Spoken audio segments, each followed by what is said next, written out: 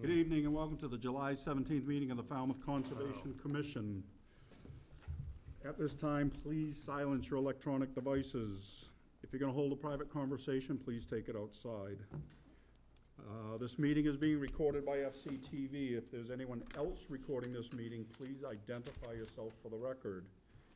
If you are here to speak on any issue, and we encourage you to do so, at the appropriate time, you'll have to speak from the podium, state your name for the record, and speak into the microphone for the benefit of the people at home.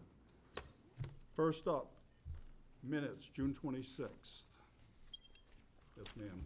I've read those, and they look fine to me, so I'll make a motion to accept. Second. Okay, we have a motion and a second. All those in favor say aye. Aye. Opposed? It's unanimous. Next up, request for a continuance under a notice of intent, Delcor Realty Trust, care of Joanna Delapa, 418 Minot Road, Falmouth, Mass., for permission to replace and extend the existing pier. Yes, Mr. Chair, the applicant has requested a continuance until August 21st. This is August like 21st. August 21st, the yeah. third or fourth, so Fourth. Then this, Fourth? Third continuance. Third. Yeah. okay. So moved. Do we have a second? Second. Second. Sorry if I didn't hear you. Okay, so we have a motion and a second to continue until 8:21. All those in favor say aye. Aye. Opposed? It's unanimous. Request for determination of applicability, Mary and Rory Reed, 81 Indian Ridge Road, Falmouth, Mass., for permission to reconstruct an existing stone wall. For the record, I am recused from this. I will stay as moderator.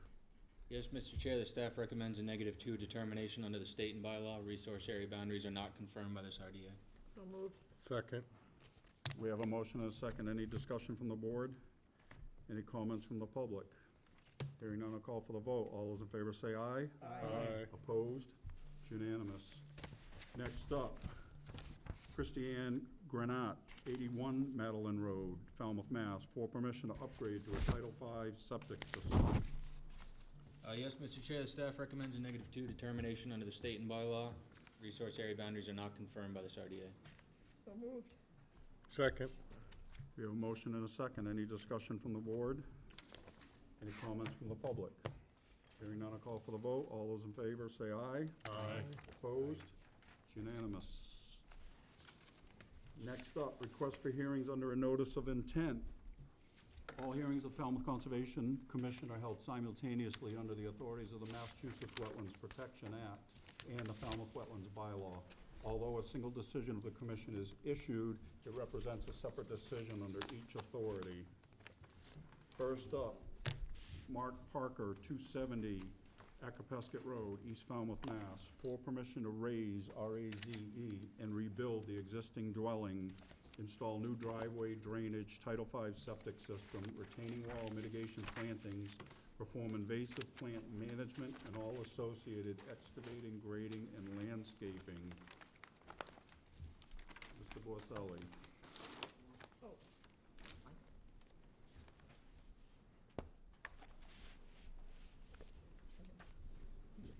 There's 7 of us.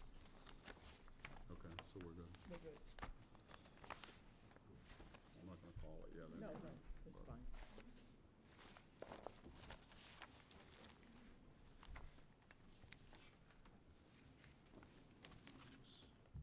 Places, someone didn't clean up their stuff, but anyway.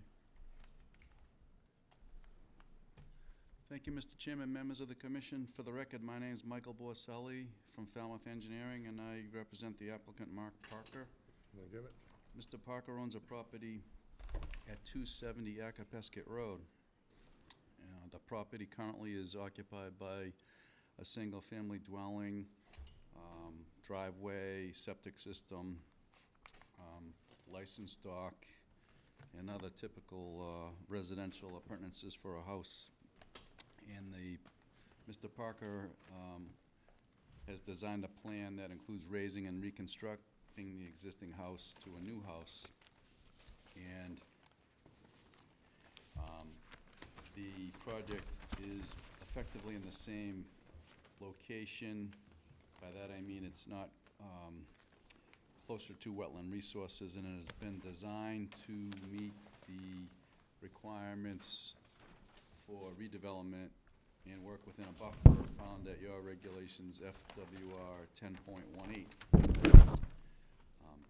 We submitted in our package to you two 11 by 17 exhibits that compare and contrast the existing impervious surfaces to the proposed impervious surfaces. And we included on the plan also notes that describe the results of those calculations, and they demonstrate, if you look at them, that there's actually a net decrease of impervious surfaces within the no disturbance zone A. And there is an increase of impervious surfaces in the outer buffer zone B. We took a credit for the reduction in A towards B, and then we applied the 2-to-1 factor to that. So the net result is the true requirement for mitigation planting is 148 square feet. But we're doing a lot more than that, and I will, in a few minutes, turn it over to Emma from Blue Flax Design to describe the proposed mitigation plan. The wetland resources in question here include land under the ocean for Green Pond, land subject to coastal storm flowage that in this case includes an AE 15, AE 13 boundary line that meanders through on the seaward side of the work. So the house has been designed so that the first floor elevation is elevated above that base flood elevation. In fact, if you look at the plan, the lower floor elevation, or the walkout level, if you will, is designed to be 1 foot above the base flood elevation of 13, so that it can be considered habitable and used for a living space. The architect is John Dvorak, and he designed this to meet FEMA standards with the flood vents, etc.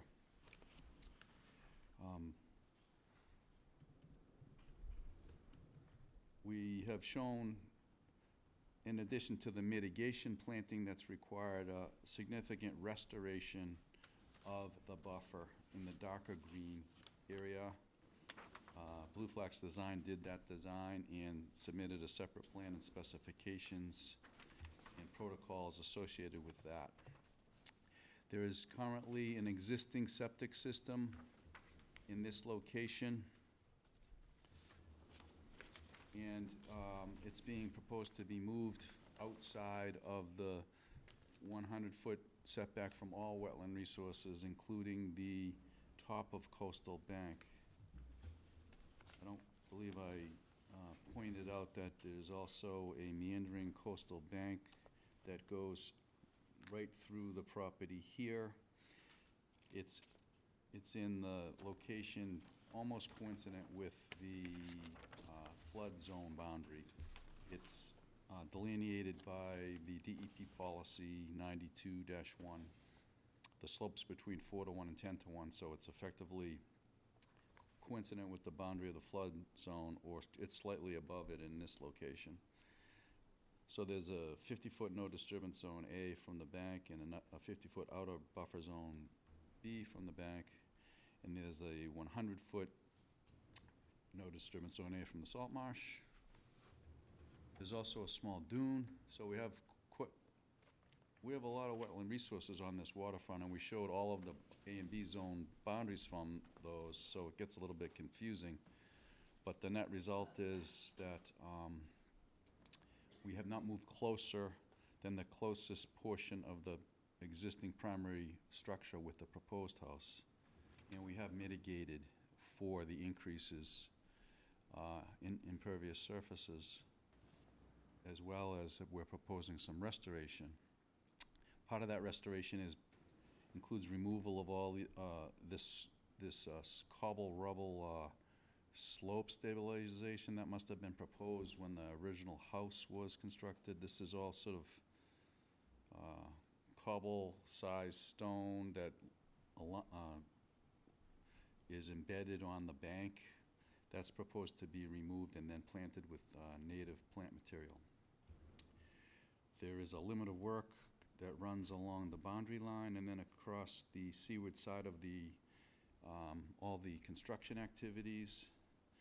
Some of the restoration of the buffer is seaward of the limit of work, but this limit of work is to basically delineate the heavy construction and all the work that you'd be concerned about to make sure that there's no erosion or no activities other than the restoration seaward of that. We're proposing dry wells, as shown on the plans, and we're proposing a driveway drain in this location.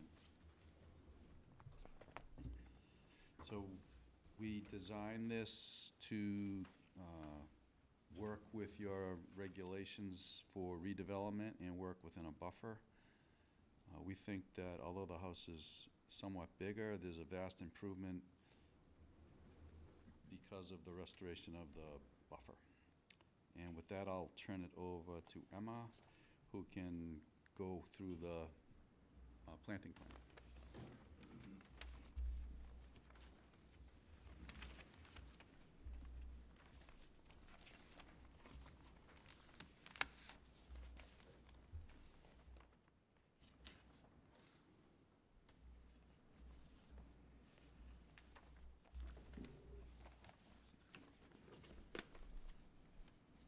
I love the verbiage.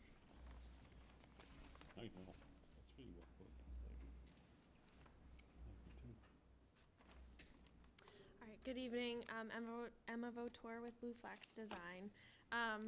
So as Mike said, we have 74 square feet of new impervious surface on this site. So to orient you to our plan, we are highlighting the mitigation area for that in orange. In this corner here. And so we're showing some new native planting, and this mitigation area is incorporated, as he already stated, into a larger restoration of the entire coastal bank that's totaling 2,770 square feet on the coastal bank. The salt marsh on this site is well vegetated and it's in good condition. I believe I have a photo of what that looks like. But the rest of the project area is not in very good condition in comparison. So we have invasive species. We have this asphalt boat ramp that's still existing there that's not being used. It's interspersed with lawn area and the stones that are embedded into the bank. So there's a large opportunity for improvement by removing the invasive vegetation. We'll be removing the invasive vines and shrubs, which is mostly honeysuckle and bittersweet. Existing vegetation that is to remain is noted on the plan. The invasive vines will be removed from the cedar trees. Here you can see how they're climbing up the cedar trees. The trees will be monitored after vines are removed, and if they don't survive, they'll be replaced just if they're too damaged by the vines, the bittersweet vines. So our process for restoring the area will start prior to construction of the proposed retaining walls on the north side of the house. So we'll access that area, or we'll access the bank from that side of the house. We'll come in, remove the stone, and then stabilize the slope. Once it's regraded to approximately the existing slope, we'll stabilize it with 100% biodegradable coconut fiber erosion control blanket and revegetate with native vegetation. We're proposing a mix of vegetation in that area, including shrubs, beach plum, bayberry, Virginia rose, as well as switchgrass, little blue stem, and bearberry. all the areas that aren't, so on our plan, the areas that are hatched in gray are gonna be planted with a mix of little blue stem and bearberry. All the areas that are not going to be planted with bearberry will be seeded with a mix of native wildflowers and grasses, that are all appropriate to the exposed conditions on this site. We're also proposing to plant 2 cedar trees up in this corner on the north side of the lot to replace one tree that's being removed within the B zone and one tree as per the Falmouth mitigation requirements. Also, the existing tupelo that's on the north side of the house currently will be transplanted to create a cluster of trees on that side of the property. So I think overall, as Mike said, we're making a large improvement by taking out the unnecessary structures, revegetating, and creating much more productive, diverse, healthy habitat on this property. So I'm happy to answer any questions that you have about our part of the work. Mr. Lynch. How are you gonna take out the rocks, machine or by hand? Machine. And that's gonna be the access on the north side of the house? Yes, so we will access it from the north side and then probably, so the property owner also owns the lot to the south, and so we'll be coming around the south side of the house so that we can get past the deck that's crossing the coastal bank. And you can just work right from the top of the bank? You don't have to go down below? No, we should be able to work from the top of the bank.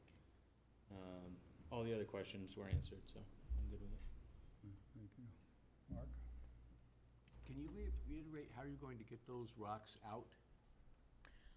We'll remove them with the mini excavator and then they'll be taken out.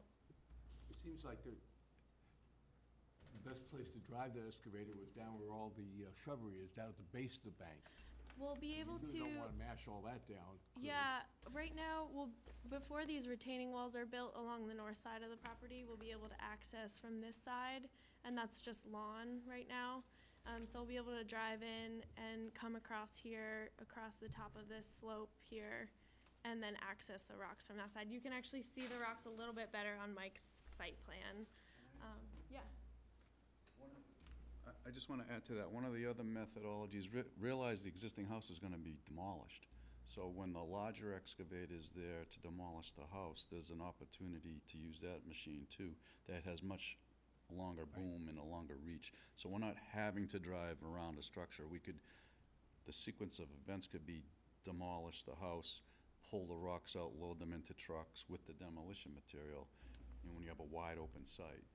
And then the planting can occur after that. That's good. So take them from the top, so the Yes. foliage at the bottom of the bank doesn't get damaged in any way. Correct. I noticed there were several oaks, in fact, 3 oaks along the base, which kind of disappeared from the plan. What's the story? 2 of them looked pretty good. One of them looked like it was kind of tough shape. Yeah, so that one, I believe it's being proposed to be removed because it was in really not good health. So the others that we have marked on the plan are the bayberry, and then there was another oak that was cut previously right here, but I think we determined that it's savable, and so we're gonna try to rehabilitate it and keep it. Yeah, I couldn't tell. In the north part of it, there's existing native vegetation, so one of those is the oak. Is that Yes, that's correct, right here. below the dock, south of the dock, there also was, that's where the 2 oaks were. One of them was really ratty. One of them, There was a lot of invasive vegetation in here, so anything that we uncover that we can rehabilitate, if the oak hasn't been girdled by vines, then we'll save it, and it might need some regenerative pruning. But if it has been too damaged by vines, then it'll probably at least be flush cut. well, if it's going to be saved, it'd be nice to put it on the plan. Sure. Looked to me like it was in pretty good shape. Mm-hmm. That's all. Peter? Question for Mike. Could you elaborate on getting the stones off of the bank and what it will do to the stability of the bank if a coastal surge comes in? The way we envision the stones being removed is the site will be open because of the house demolition, so the excavator would stage basically in the platform created by the elimination of the existing house. That would reach down and with the rock are only small cobble, so they would just pull back that veneer and you know, drag it back to the upland and then put them on trucks. So at that point in time, the bank would have some, you know, exposure to no vegetation and no cobble. So it would be managed in a way that the work wouldn't be done at a time when you know there'd be storm surges or anything like that, and it would be hopefully timed in a way that it could be temporarily stabilized if it's not appropriate to plant it at that time, just to keep it from eroding, and it would just be managed and maintained until such time as the planting occurred. And how long of a duration do you anticipate it being exposed? We'll blanket immediately after we do the regrading, and it's gonna be graded to about the same slope as it is existing. We'll stabilize it and blanket immediately, and then plant as soon as possible. Thank you. Steve? I don't have any other questions, thank you, Mr. Chairman. No, I don't have anything either. Betsy? Looks good to me. Me?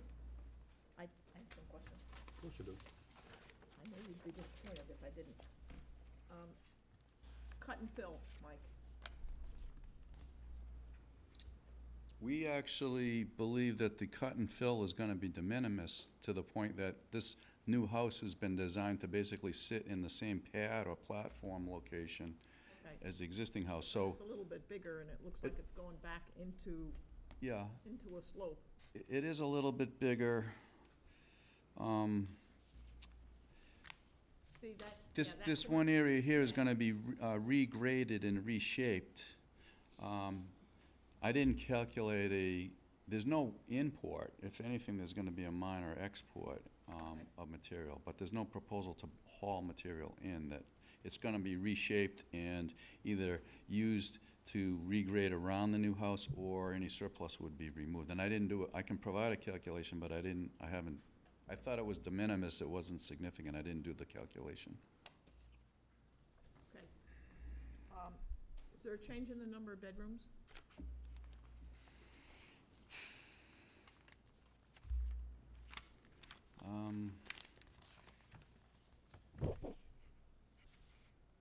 I can't remember.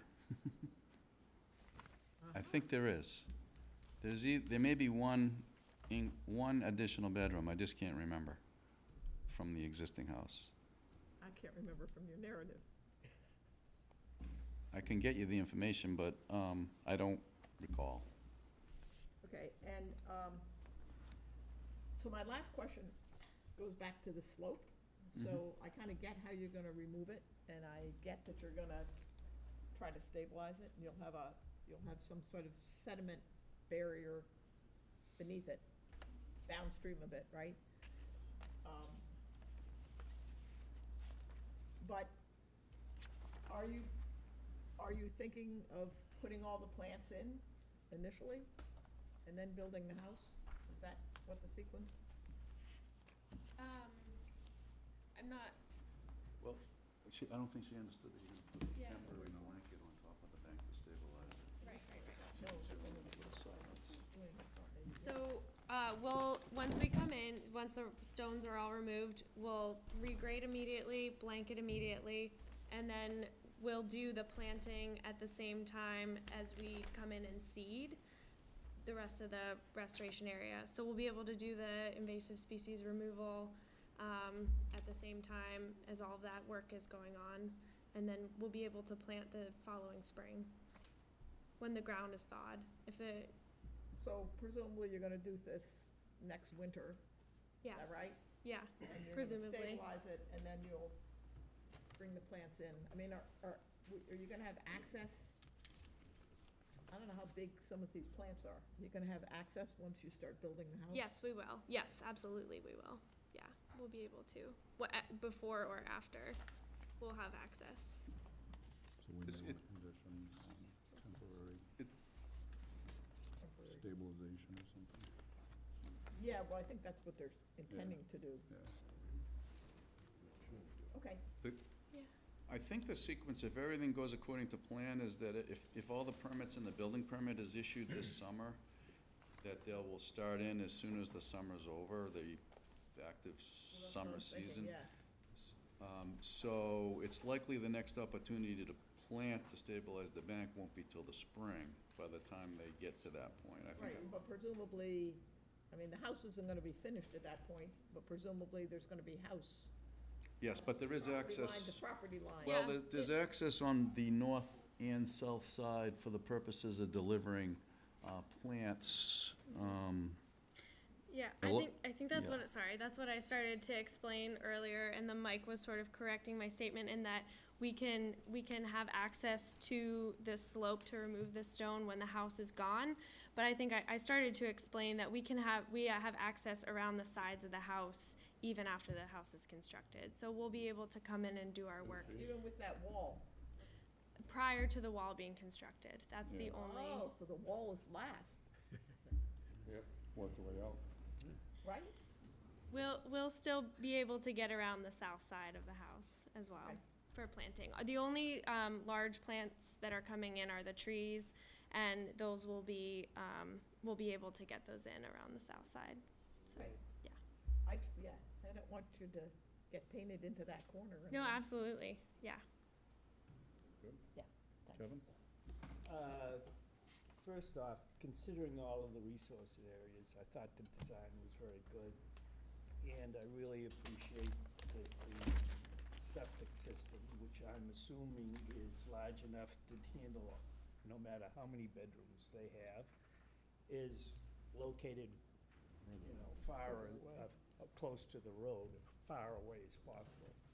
And finally, seeing as how the rocks are such a popular subject tonight, Tom, can I have your assurance that you won't be back in 10 years with a photo of the slope asking to armor the shoreline?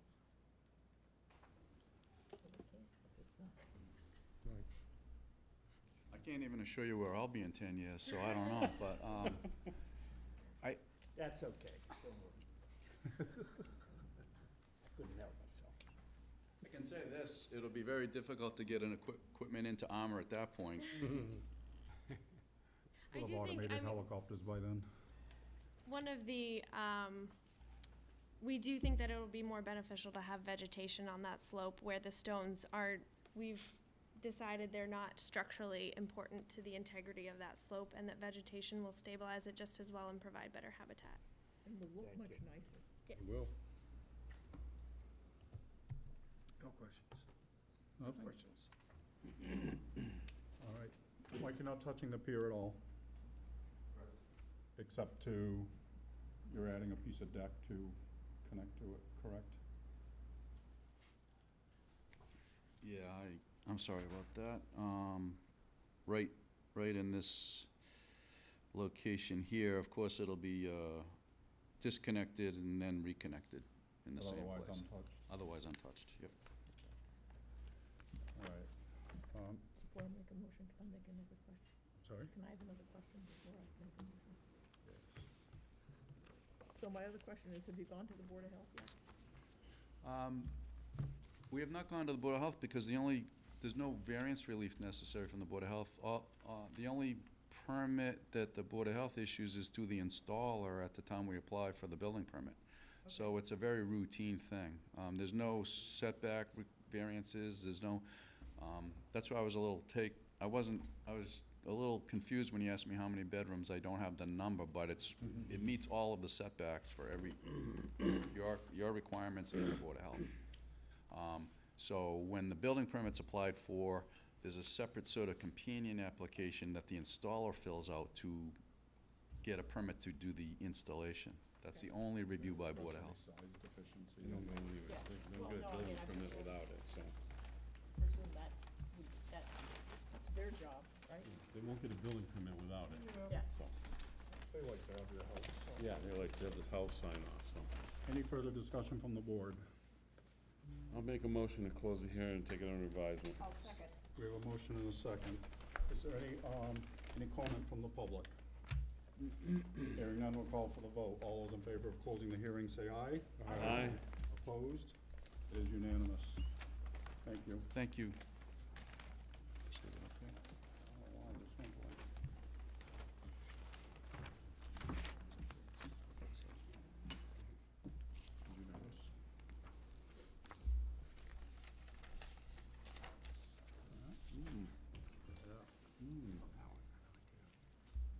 Next up, Thomas Capobianco, 0 Little Bay Street, map 46A, 20-000-046, East Falmouth, Mass. For permission to construct a single-family dwelling, dry wells, conduct invasive species management, and native restoration plantings. Thank you, sir.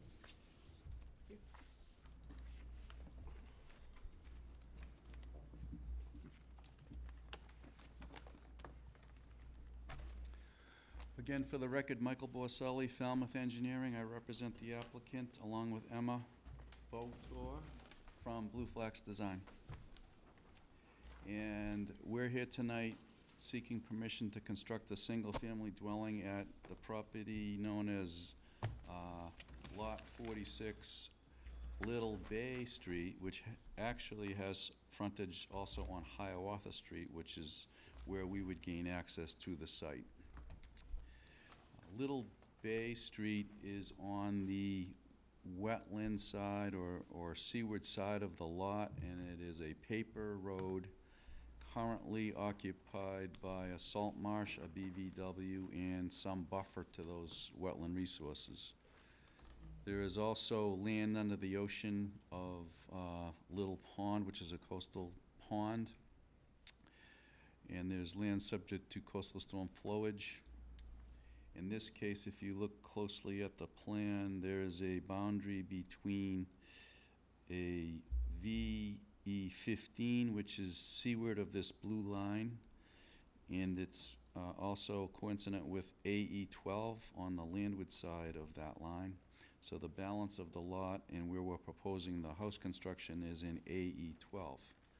We've also shown the Falmouth Wetland Regulation 25-foot parallel and offset to the FEMA V-zone on the plan.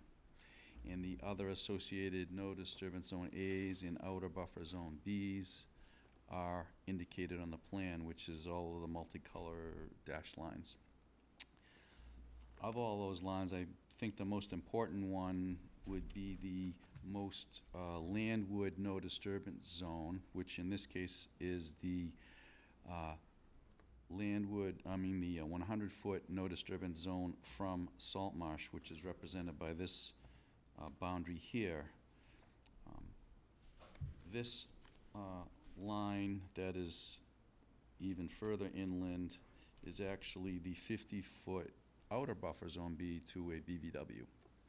So we can do work within the outer buffer zone B. We're not supposed to do any alteration or clearing in a no disturbance zone A unless, or construction in there unless it's already occupied by a pre-existing development. So this house has been designed to be outside of all no disturbance zone A's. In fact, it's 10 feet away from the limit of work, which we've put coincident with the no disturbance zone A. The area on this lot is actually field grasses. The applicant owns the property at number 8 Hiawatha, which is just in this direction east of the house. And this has been like an expanded yard that is not really, formally landscaped or anything, but it has been, maintained as like a Cape Cod lawn and a grass area, and they do use it for some recreational purposes.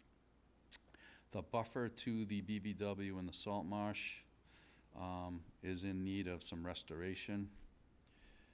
So Blue Flax Design was engaged to design a restoration plan. The darker green area is an area that's proposed to be restored.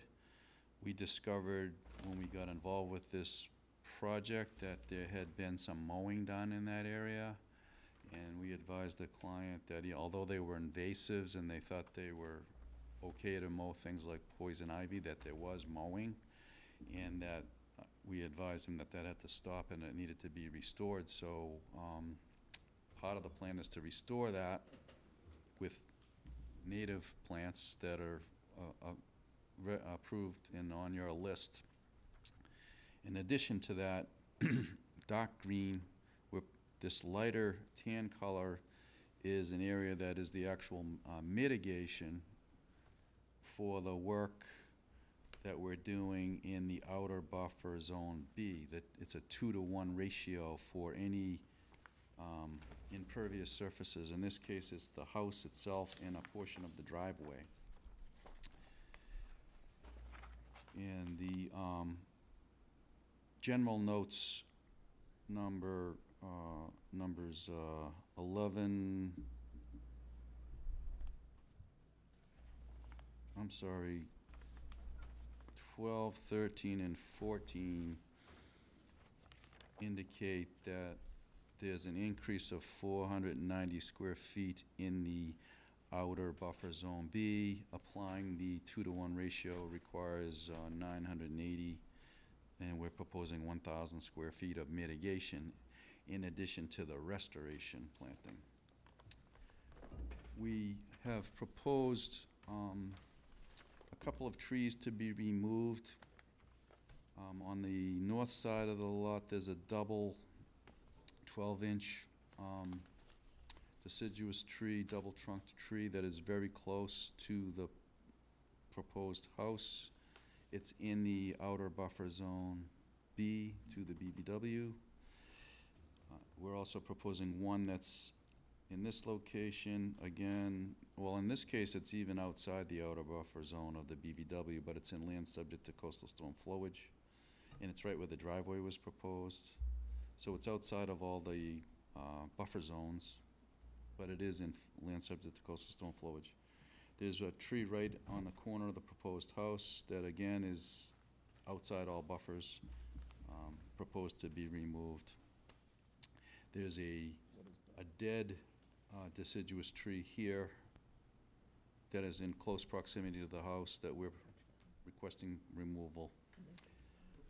On the seaward side of the house, just seaward of the limit of work, we're requesting permission to be able to prune those 2 trees of any limbs that might be in conflict with the house.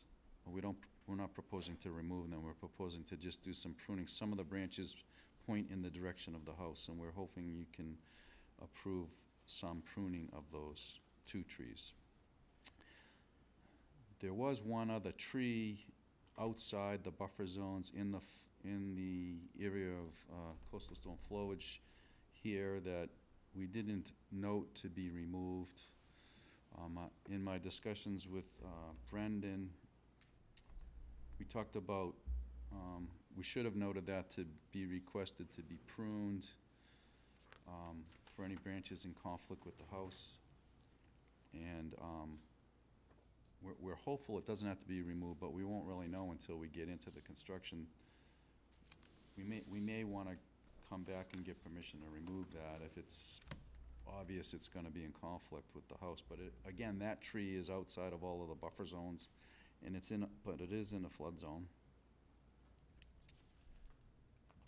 So we're proposing, and this is more detailed on the Blue Flax design plan, to plant 3 trees down closer to and in the restoration area, and they're in this location.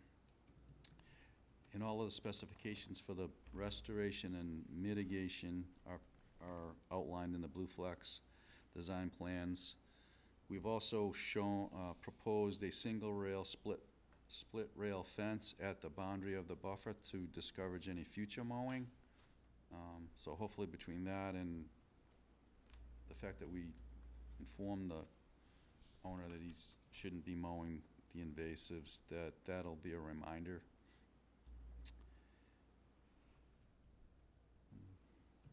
This house happens to be on the sewer, so there's no proposed septic system. It's actually a significant elevation to the first floor because the requirements are to be 1 foot above the base flood elevation of, which is 12, so the first floor is 13. And the ground is only about elevation 5. So it's gonna have a garage underneath it and a stairway up to the first floor. It's not in a V zone, but it's just the nature of the topography.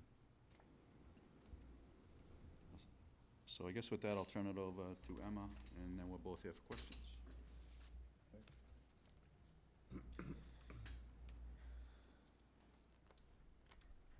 So, Emma Votor with Blue Flax Design. The buffer zones that are closest to the salt marsh right now are currently lacking any substantial vegetation. The area has been mowed, as Mike said, and this plan is designed to address that area and fully restore it in entirely to naturalized native vegetation. And just better protect the resource area and improve the wildlife habitat. So the restoration area, when complete, will be a continuous naturalized buffer area, but on our plan, for the sake of clarity, we split it up into the mitigation and the restoration areas, as well as the area that we're restoring along the edge of salt marsh. So closest to the salt marsh, right here, we are proposing to plug high salt marsh grasses within an area, this is about 12 feet wide off of the edge of salt marsh. And we believe that this site in particular is lends itself towards a good opportunity for salt marsh retreat, so that's what we're planning for. We want to encourage species that will help that along and accommodate retreat as it happens naturally. The area just upland of this that's shaded in green, and also the area shaded in yellow, all of those areas will be seeded with a mix of salt-tolerant grasses and herbaceous species to establish the ground cover in that area. Currently, this is all weedy turf lawn and possibly some invasive species. We didn't observe any on site that are regrowing, but it's likely that they were there at some point. And so we plan to monitor during the first season as grasses establish in this area, selectively treat any of the invasive species resprouts that we find, make sure that they're not coming back. And then after the first season, after the ground cover is established, we'll plant both the restoration and the mitigation areas with native shrubs. We have marsh elder, eastern bacchus, bayberry, beach plum, pasture rose, and viburnum, so all species that are appropriate for high marsh. We're proposing a total of 1,900 square feet of restoration and then the additional 1,000 square feet of mitigation, so that's a total of 2,900 square feet.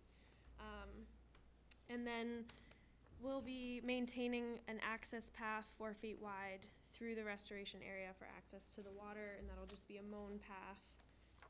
And as Mike also mentioned, the split rail fence will be installed along our planting area to discourage any encroachment on the restored buffer.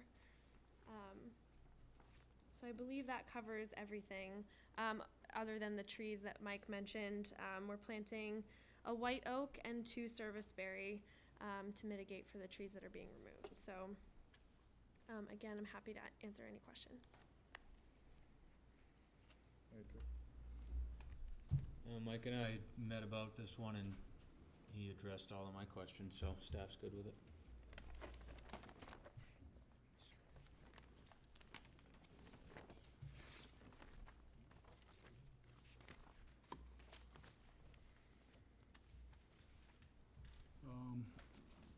Courtney?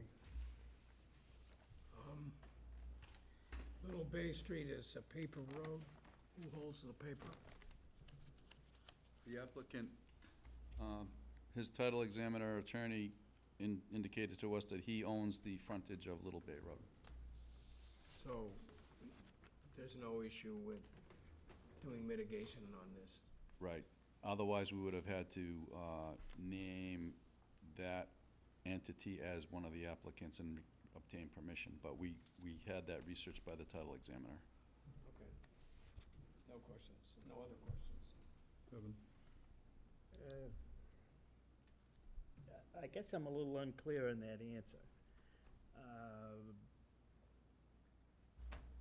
He owns the frontage on Little Bay Street?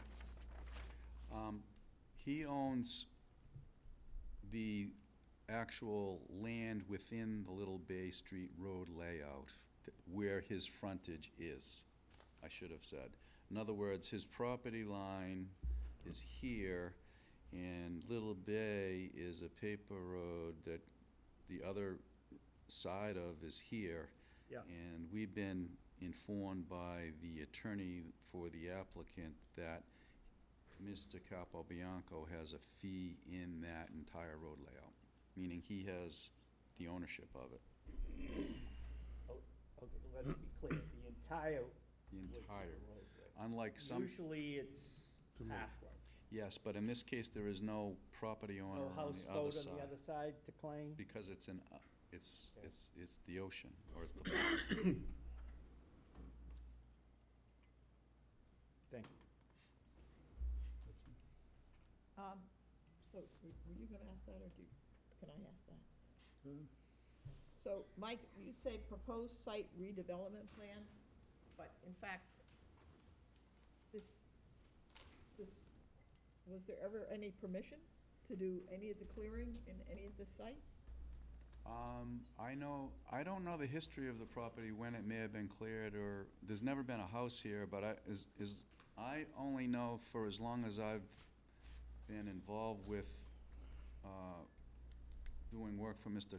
Capobianco, which was 2002, on the house at 8 Hiawatha, that this has been a field. I don't know about anything, previous to that, as far as what may or may not have been done on the property.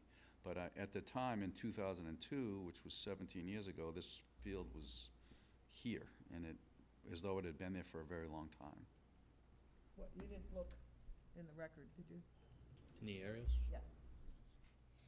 I mean, it doesn't matter to this project, but, you know, It's not a redevelopment. it's not I really guess redevelopment. I guess I shouldn't have used it, it's like redevelopment in that we're not we're building a house on it outside the A zone, and we're doing some restoration of the buffer. I guess that's a loose, Yeah, well, we wouldn't redevelopment's consider that loose, yeah. redevelopment. understood. It's not like a Redevelopment is tear down. develop The previous one was a lots. redevelopment, yeah. Yeah, I'll grant you that, that's a redevelopment. My major concern is the roots of the trees that you're planning to prune. And so, you know, obviously, Jamie and I happened to be out there at the same time today, and we were sort of measuring how far those roots will be. So, we'll put in a condition, you know, that if those trees don't make it, I mean, obviously, we would like to make them, because they're nice trees, but You wanna speak to that? I know that in our plan, we've specified that a certified arborist would be doing the work, all the pruning, and oversee the work on the trees, so. right, well, my worry isn't what's There's the happening up in the roots, limbs, it's yeah. what's happening down in the roots. Yeah, absolutely. Yeah. Yep. The overdig, But, I mean, we just have to condition that, right? that's all, thank you. You wanna bring up the limit of work? Oh, yeah.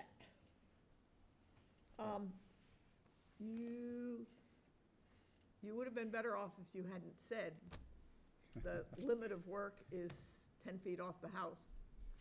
Because then I went, is this a 1 in 10? And I got out my little schedule. Was it 5? Well, the corner of the house. The southwest corner is Southwest kinda, corner is, yeah, 5, maybe? I mean, it looks like you set up the limit of work to follow the 100-foot buffer, but Yeah, all right, yes, I understand. Over here, I believe it's 10 over here. Yeah, it probably is. It's just, we could adjust it, it would just be slightly in the A zone, or, Yeah, I mean, It's why all don't open you, why don't field. you just have, right. I mean, mean, I would rather, I mean, Just play it safe. it doesn't, I mean, we can just note that, and we could have a new plan come in, but, yeah, so you have enough room. I mean, it's not like you're going into, A Virgin vegetated buffer, area, yeah. right. Yeah. That's simple, we can certainly do that. that's all. Good. Again, thank you for all the dry wells. Did, I like they were colored, all these dry wells are bright blue, so you know, you look up. Were there any pipes sticking out, though? They were not. Brendan, did you bring up about the tree in the road layout? Yeah, I talked with Mike about that one, cause he's gotta get permission for that driveway for the road entrance. I just wanted to make sure it was covered. Yeah, I think he's gonna have to get permission from either Jeremiah or, The we need to get a street opening permit from the engineering department, and that one tree is within where the driveway is Yep, you're right. proposed. So we would need to get permission, I believe, to remove the tree as well. Just so that's in the queue. Otherwise, we'd have to make the driveway in a funny angle. Get it enough, no, it won't fall over. It's 24-inch. Russ. No questions. Steve? The driveway material? It's proposed at the moment, I believe, to be paved.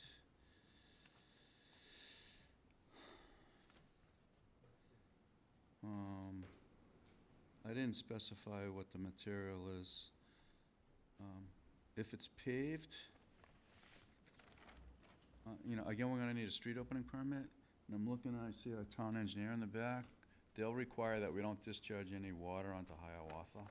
So we're gonna have to pitch this driveway off to the lawn area off to the side, so that there's no, in addition to the roof, there's no pavement runoff onto Hiawatha.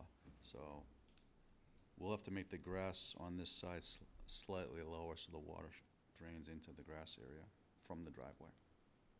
But it's proposed to be paved at the moment. Okay. We've been seeing a lot of, you know, more organic driveways, shall we say. The town will require this section in the road layout to be paved. Right. There's no allowance to do anything else. Okay, thank you. Peter? Mike, how comfortable would you be with special conditions that says effectively that we are dependent upon the client's attorney's judgment on whether he has property rights on Bay Street? And if something comes up in the future, because we are not property rights people, they would have to, the property owners might have to move all the mitigation on their land.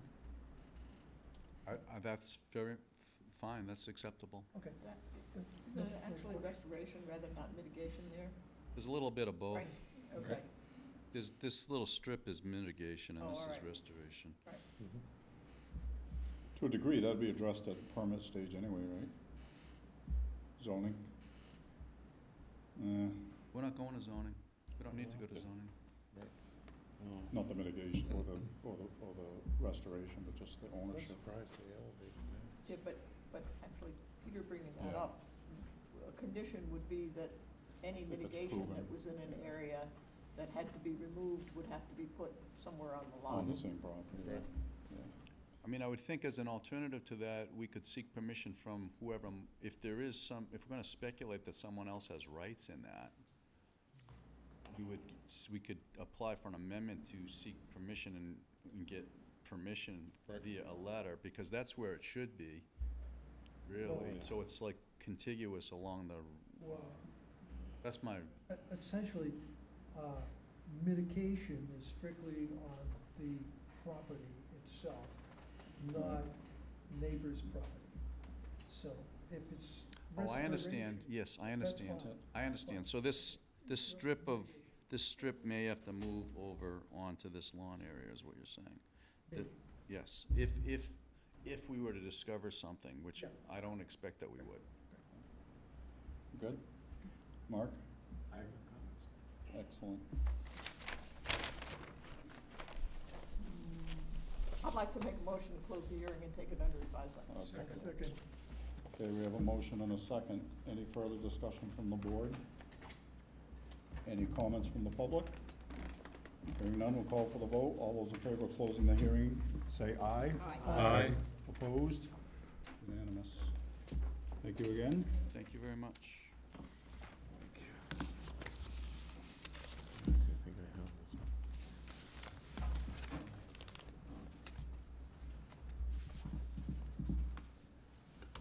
Next up, Ann Levitt, 32 Parker Road, East Falmouth, Mass. For permission to construct a new single-family dwelling with a Title V septic system, driveway, retaining walls, utilities, and all associated excavating, grading, and landscaping.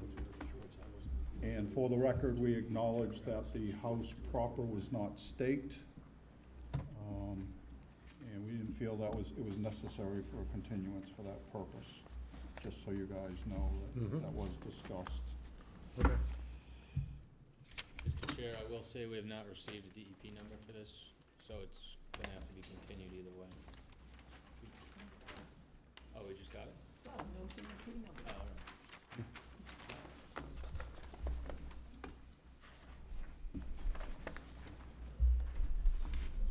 Good evening, Mr. Chairman and board members. For the record, my name is Jack Landers Call. I've been retained by the owners of the property to prepare the site plan and the notice of intent.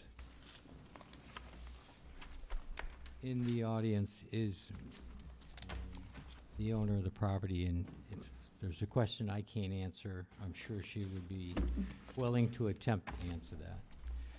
Lot 15 is a vacant lot. It's approximately 28,000 square feet in size. It's rectangular. It's 140 feet at the front road, on the frontage side, by Parker Road to the north, and about 100 feet wide to the rear or south of the lot. It's approximately 230 feet deep. It's a vacant lot. It's heavily wooded. And about 2/3 of the way from Parker Road along the easterly sideline is isolated land subject to flooding and a BVW. Included in the submission is a data sheet. The delineation was done by Brad Hall.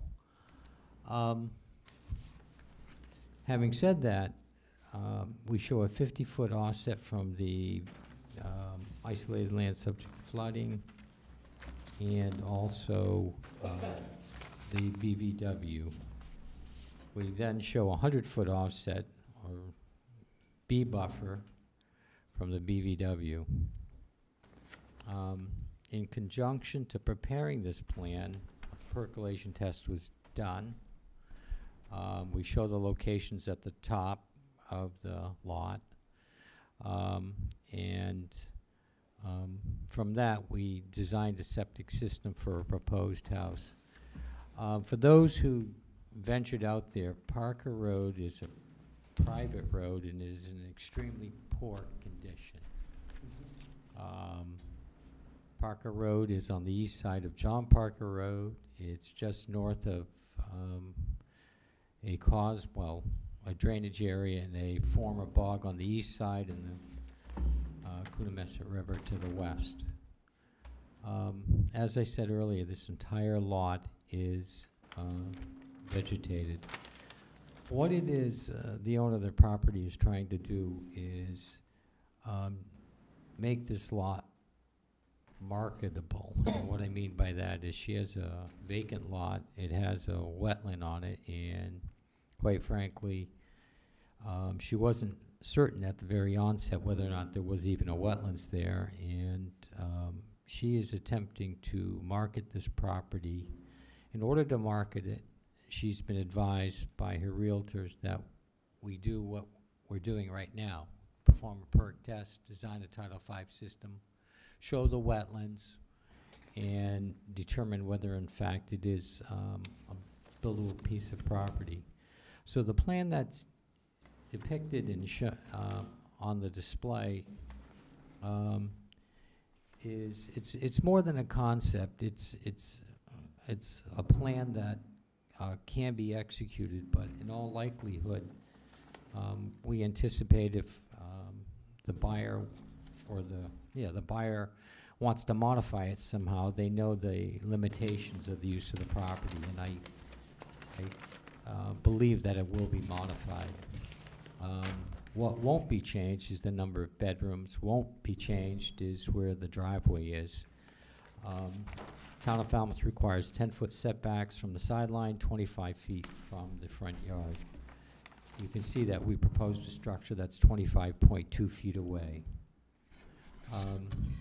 As it turns out, the entire driveway and septic system is outside the 100-foot buffer.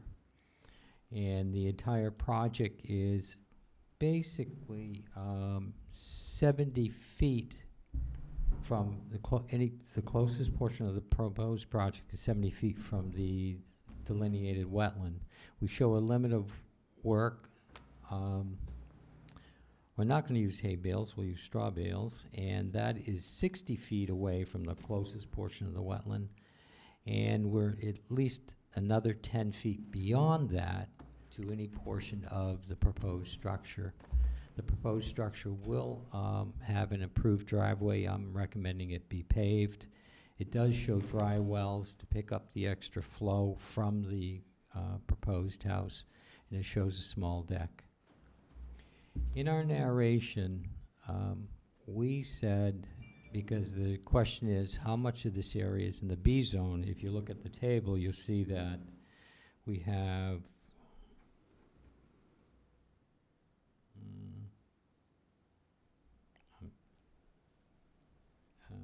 okay, 1,273 square feet of altered area within the B zone. Our proposal is, I think in a very simplistic manner, is any change in the landform within the B zone shall be planted with indigenous plants as recommended by the Falmouth Conservation Commission. We propose to use that standard because of the explanation I gave earlier, which is this is going to be marketed at some point, it's going to be sold, and we wanted the new owner to know that it had to be landscaped in a certain fashion. We fully expect at the time they procure the property that they'll come back to us with a modified plan. We'll come back to you with a modified or a request for an amended order of conditions, and at that point they will have to have a plant-specific landscaping plan to submit to this board as part of the amended order of conditions. That is the proposal. If you have any questions, I'd be happy to answer them.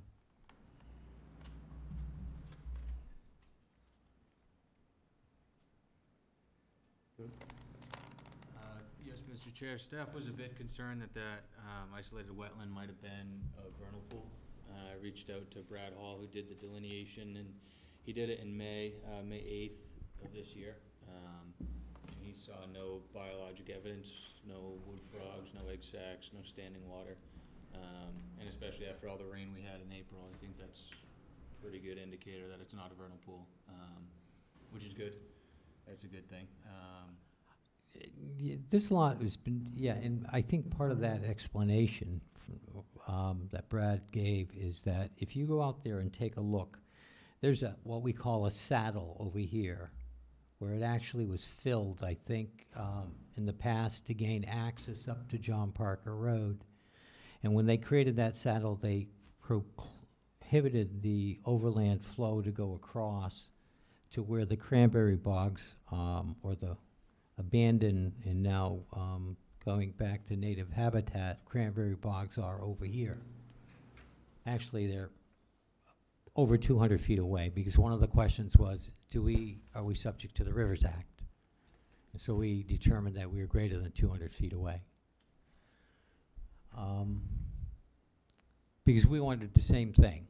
This is a loamy sand geology, and why would there be a retention? But if you looked at the whole neighborhood, you'd see that this entire lot, half of this lot, part of the road, and about a third of this lot all drain towards this lot as well as down here. And if you were to go further south, there's a cul-de-sac over here with a house, and that's all higher, and that drains towards it.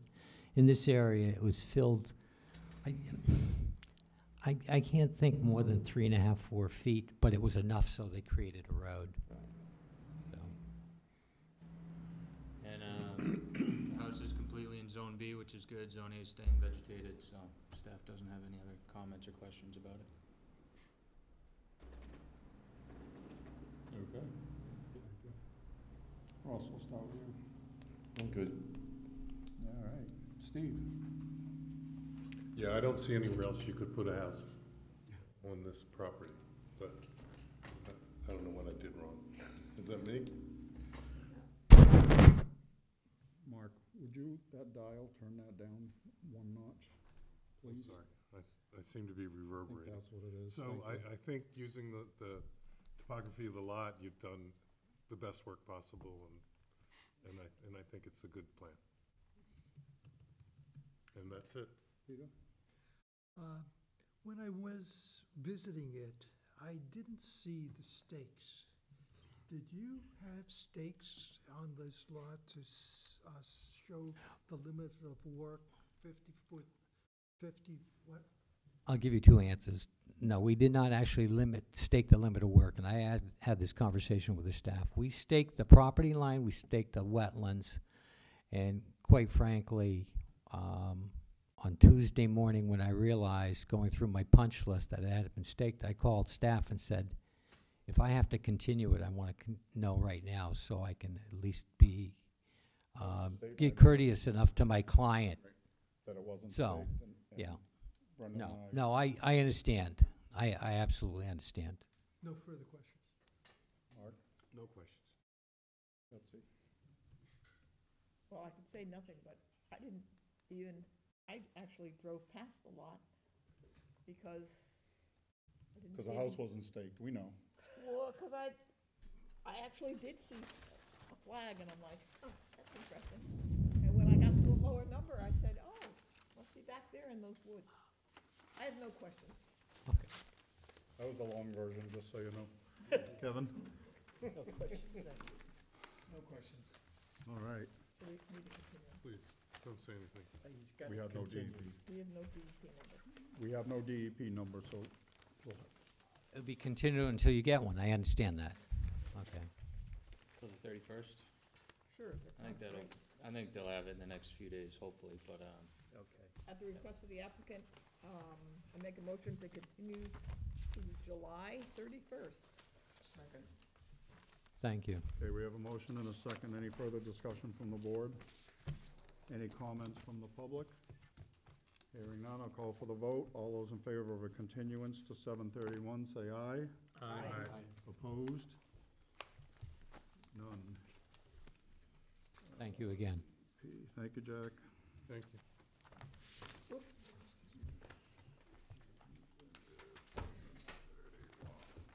All right, next up.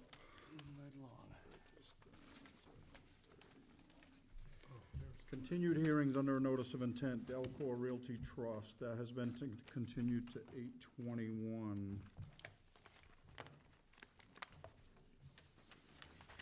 Next up is, again, under continued request for a notice of intent. Paul and Gretchen DePoo, 12 Seabrook Drive, Falmouth, Mass, for permission to install new patio, kitchenette, fire pit, retaining walls, and install mitigation plantings.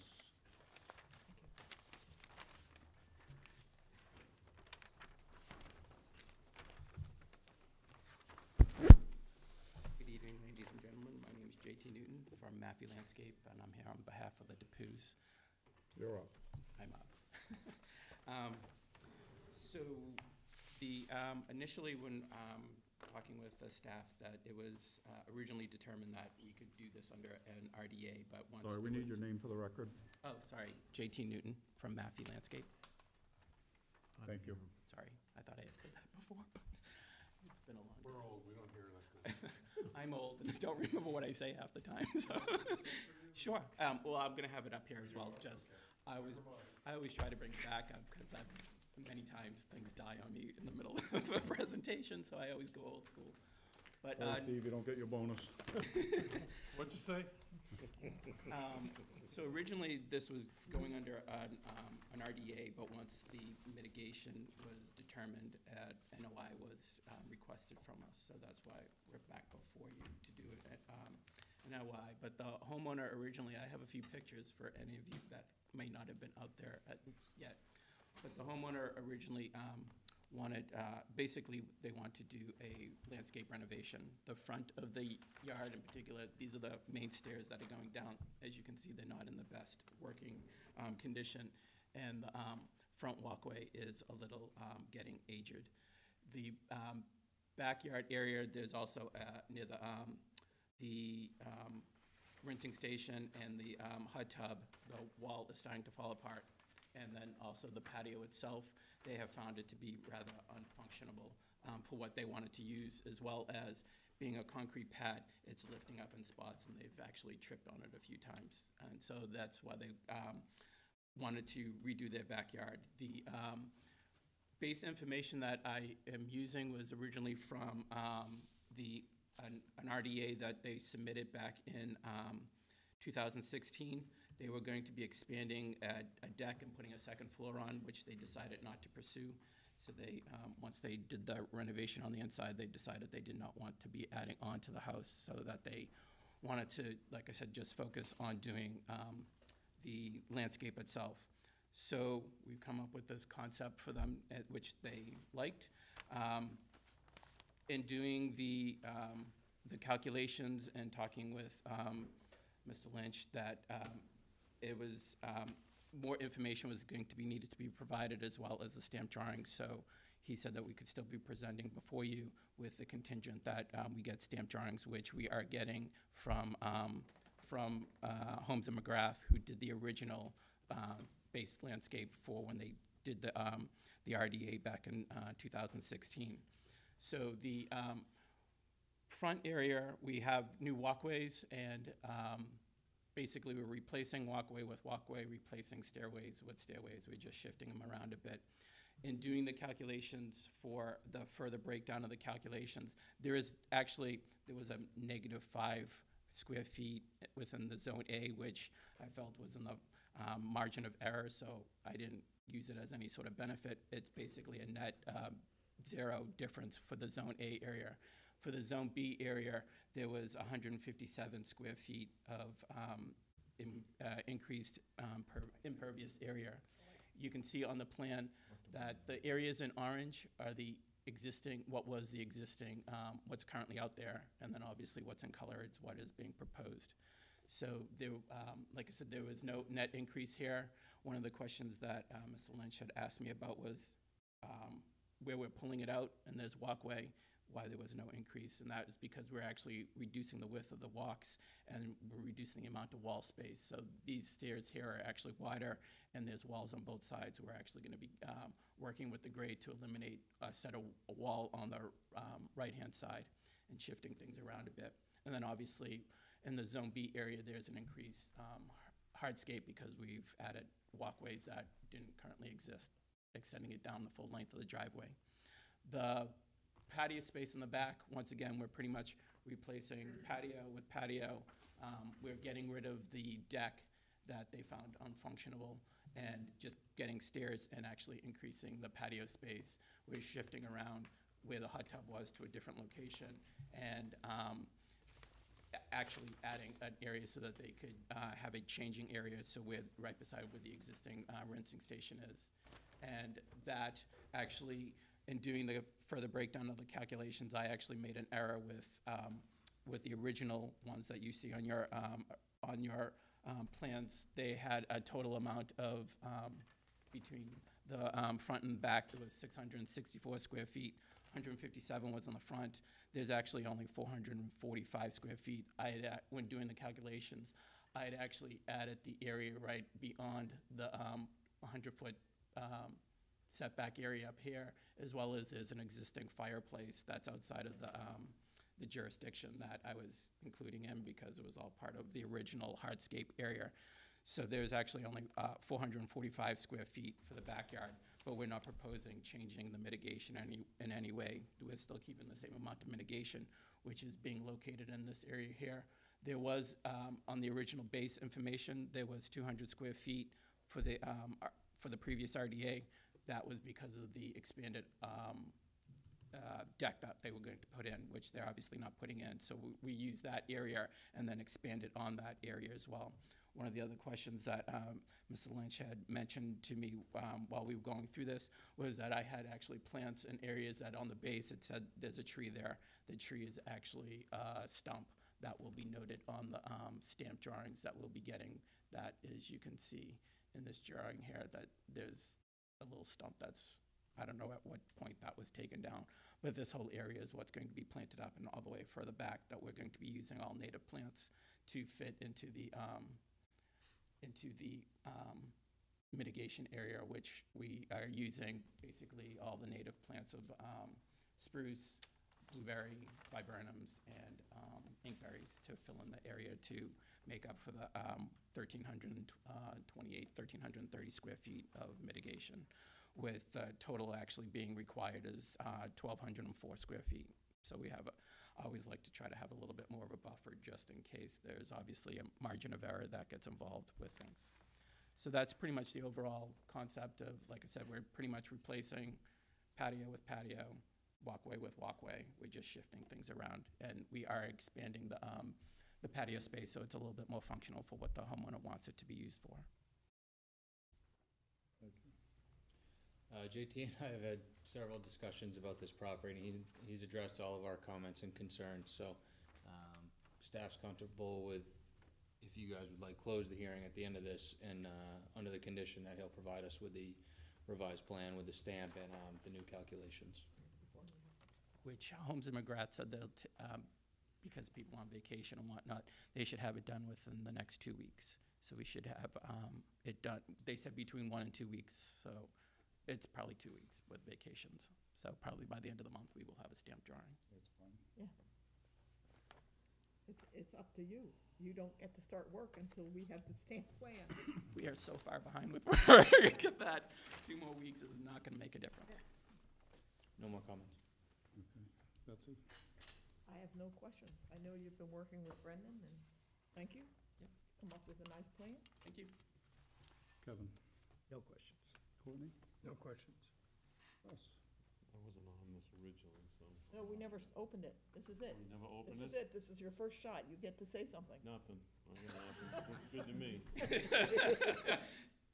All right. Steve? No questions. Peter? Looks good to me. Excellent. Mark? No questions. All right. You have anything? No. Thank you. Make a motion to close the hearing and take it under advisement. Thanks. We have a motion and a second. Any further discussion from the board? Any comments from the public? Hearing none, we'll call for the vote. Close the hearing, take it under advisement. All those in favor say aye. Aye. Opposed? It's unanimous. Thank you. Thank you very much.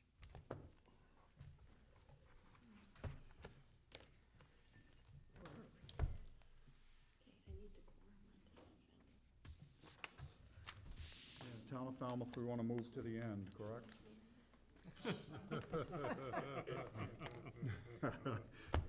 Town of Falmouth, care of DPW Engineering, 59 Town Hall Square, Falmouth, Mass. For permission to expand the existing parking lot in the rear of the building. Yeah, give your quorum. Four guys had to wait. Yeah, what's the quorum? Okay, the quorum is Courtney, Kevin, Betsy, Jamie, Steve, Peter, Mark. You're not on this one. Make sure it goes through, that's all I gotta say. Betsy? Did you say Steve? Pardon me? Steve, yes.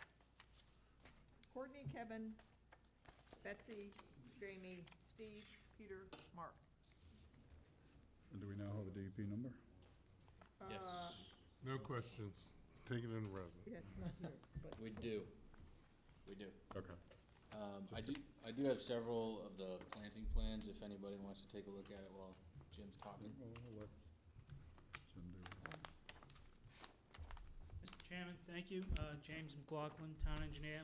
And as you mentioned, we're here for the expansion of the parking at the rear of Town Hall. The site is, well, the purple lines identify the property line for what makes up the Town Hall property. Town Hall Square is out here in the front, Town Hall here. In the rear, there's a parking area and a driveway that comes along to access that. On this property line here is a ditch or a drainage swale that is classified as a river under the regulations. And there's also one over in this area here which drains out to Sitter's Pond. This also drains to Sitter's Pond. And the proposal is to expand the parking by adding some spaces in the rear here. So the site is within a FEMA zone. It's elevation 12 is the 100-year flood, and this is the Town Hall right here, so you can see majority of the site, except for a small piece out at the very front of Town Hall Square, is all within the 100-year flood. And it's at elevation 12. The work area that we're proposing to proceed with is this area here. This is the existing parking area and existing driveway. And this is the existing riverfront along here, and the other one over here that drains to Sitters also. You can see the elevations in this area range from 6 to 7 or 8 feet. Up here, there's a knoll that's elevation 8. And the proposed plan is to, and this is one of the differences from the prior submittal, is originally we had the driveway coming straight in here up into the proposed parking area. And after the tree warden went out and looked at the 3 cherry trees that are located along this area here, he determined that all those trees were dead or dying and should be removed. And based on that, in particular the tree that was in this area here, allows us to locate the access a little bit further away from the riverfront bank over here. So what's proposed at this point is adding 17 spaces in here and 2 additional here, adjacent to the existing parking. And this area here would be landscaped, as well as this area over here. And along the edge of the landscaped area, as well as the parking area, is a landscape mound. And this plan, by the way, was developed with the park superintendent, who's also the tree warden. And the intent of the berm or the mound around the parking area is to have an 8-inch high berm, 4 feet wide, with trees planted along the top of it. Excuse me. The drainage the drainage pattern is to create a high spot right here and have everything in the parking area drain towards the center and run down to the landscape area, and then out through an opening in that mounded area right here. Similarly, here, this is the proposed contour line here, and this is the other one. So the high spot's here. So everything drains down this way and this way, again into a grass landscaped area and out through an opening in the mound to get to the drainage swale on this side. The areas of impact have really stayed about the same, with the exception of, as I mentioned, this area here, we've moved the driveway as originally proposed to come up here. And now we've moved it further away over here. So this area here is a reduction in terms of the proposed disturbance. But we've also added an area over here, a swale. And let me just go back to that. There's a little drainage swale here that will direct the water down around this area here, outside of the landscape mound. And everything from this high point here runs down this way towards this side of the property and that swale, and then, of course, everything on this side of the little knoll runs down this way here, as does this. And then the existing parking area is serviced by a catch basin here, so it's catch basin to catch basin, and then to an outlet, an outfall that discharges into this swale here. So going back to the areas that are impacted, we've got coastal bank is really just the temporary disturbance, which is this area right in here, and that's fix my glasses on here. 978 square feet. Land containing shellfish, it's that same area, 978 square feet. Land subject to coastal storm flowage is the entire work area. As I mentioned, this entire area is at elevation 12 during a 100-year storm, and most of the existing grade is between 6, 7, maybe 8 feet at the high point over here where that knoll is. So that area is, for the gravel, is 6,780 square feet, and we've got temporary disturbance 2,641, and the total permanent, which is the gravel area as well as the landscaped area, is 11,594. For bordering vegetated wetlands, we have disturbance in both the A and B zones of the buffer zone. In the A, it's 1,275. In the B, 6,228. And then we have the breakdown of the gravel and the temporary. Again, the temporary is this area over in here, where we're installing a small graded swale.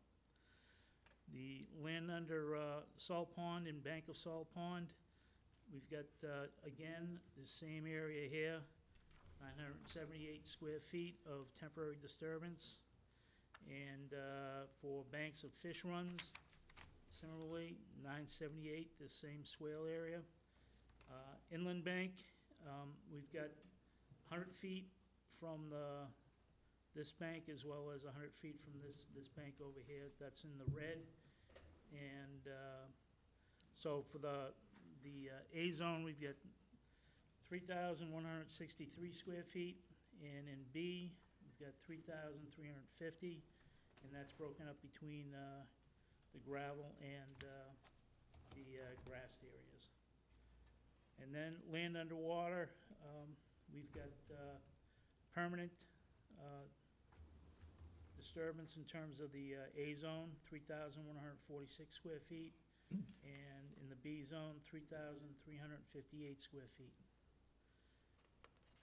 So this graphic shows the area in the riverfront areas. The 100-foot riparian zone is here, and the other 100 from the other stream, from the other stream channel is over here, and that's showing the 100 feet, and then everything else in the blue is the 200-foot. So the areas of that will be installing gravel in the 100-foot riverfront area is 2,500. Sorry about that. 2,520 square feet, and then in the 100 to 200, we've got 4,270 square feet. And I think that wraps it up.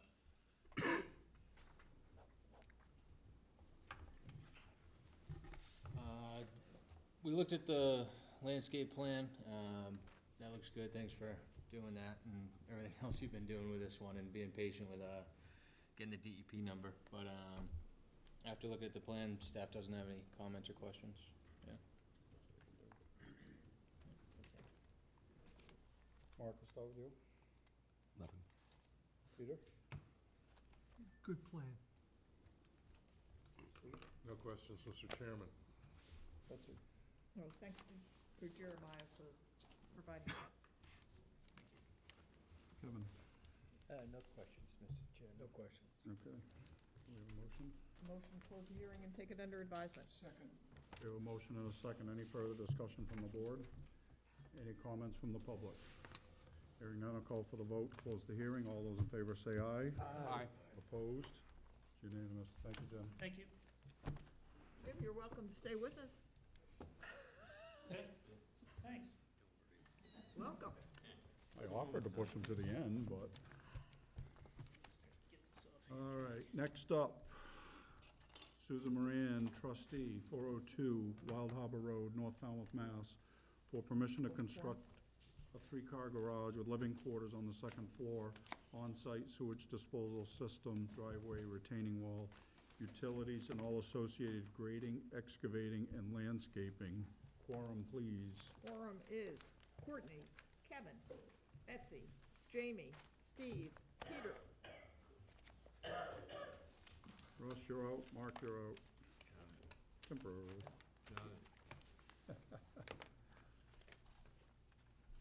Jack, you're up. Good evening. For the record, my name is Jack Landers Colley. I'm a civil engineer in private practice. I have an office at 634 North Falmouth Highway. With me this evening is Elaine Johnson, the landscape designer, and Bob Ahmed, counsel for the Morans. If there's something I can't answer, I'm sure that they'd be happy to answer that question or questions. This is a continued meeting, and I would like to do is take 2 steps back and tell you the essence of the last meeting.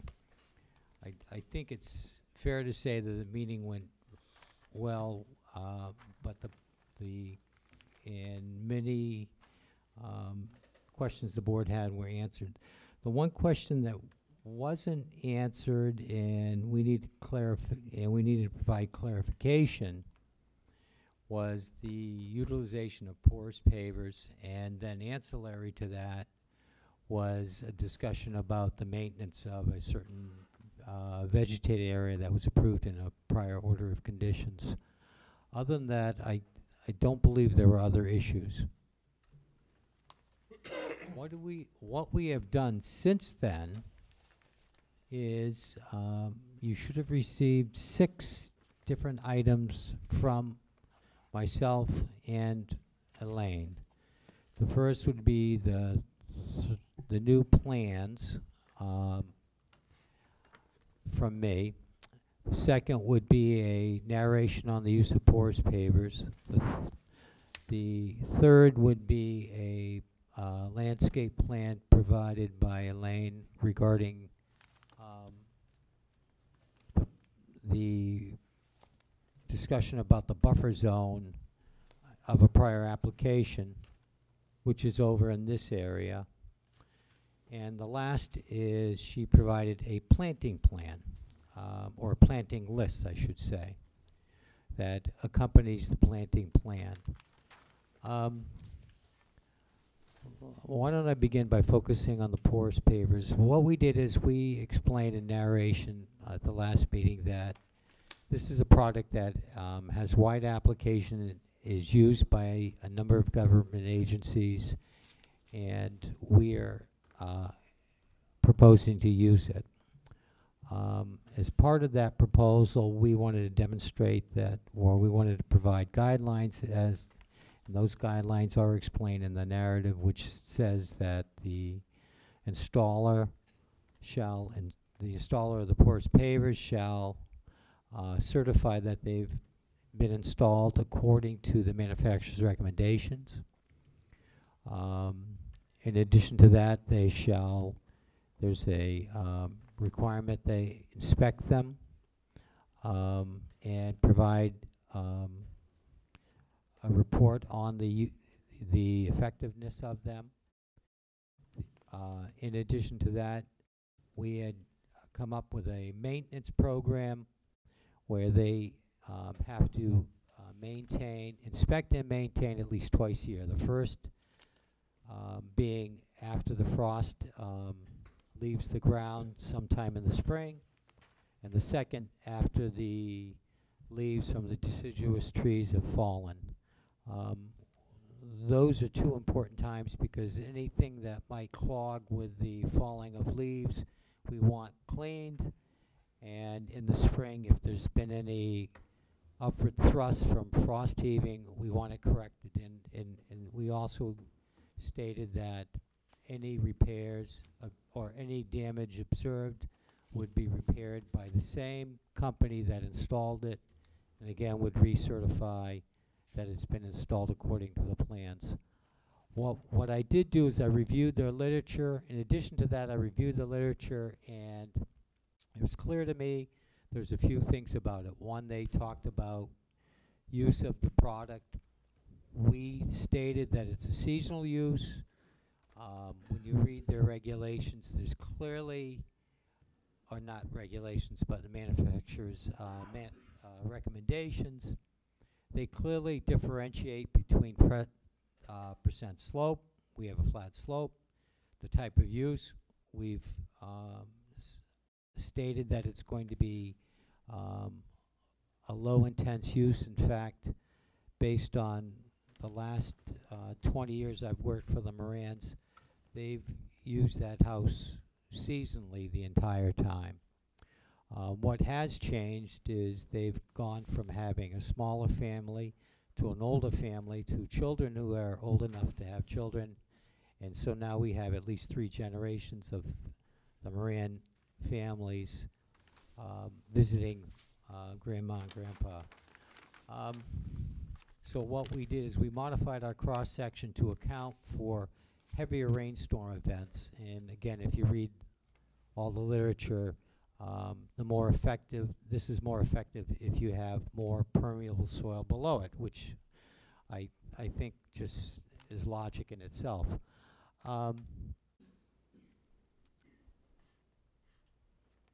One of the things the board was concerned is that should this product not work, can we provide mitigation as required by the 2-to-1 requirement in a buffer zone? So what we did is we depicted in a cross-hatched area like this, those areas that are presently lawn would be converted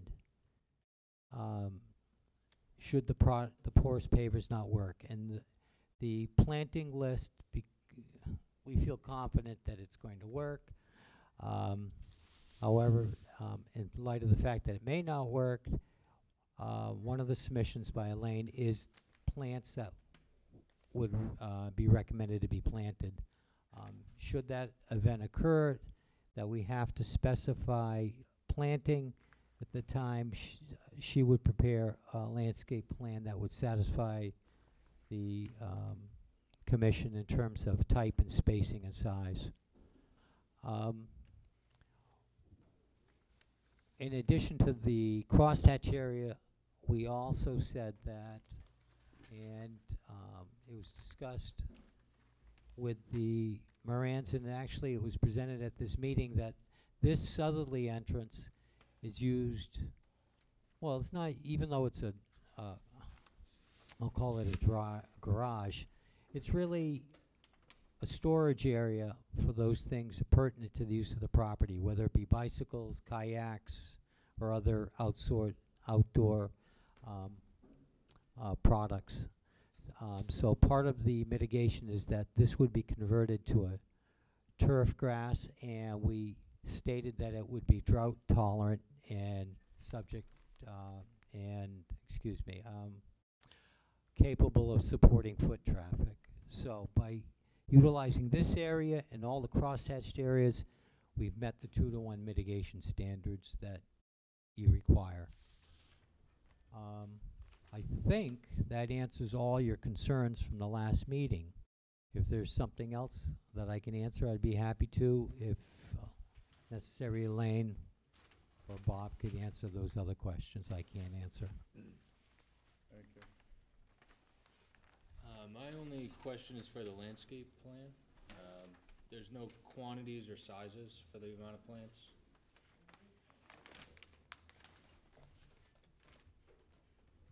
you're talking about her document? Yes. Okay. I didn't put that in PDF format. I apologize. I can't put it on the screen is what I'm saying. You had hard copies. Oh, okay. We sent you a PDF, but I didn't put a PDF of that Right. on my, I think that's fine. Yeah. They just can't put the plan up top. Yeah.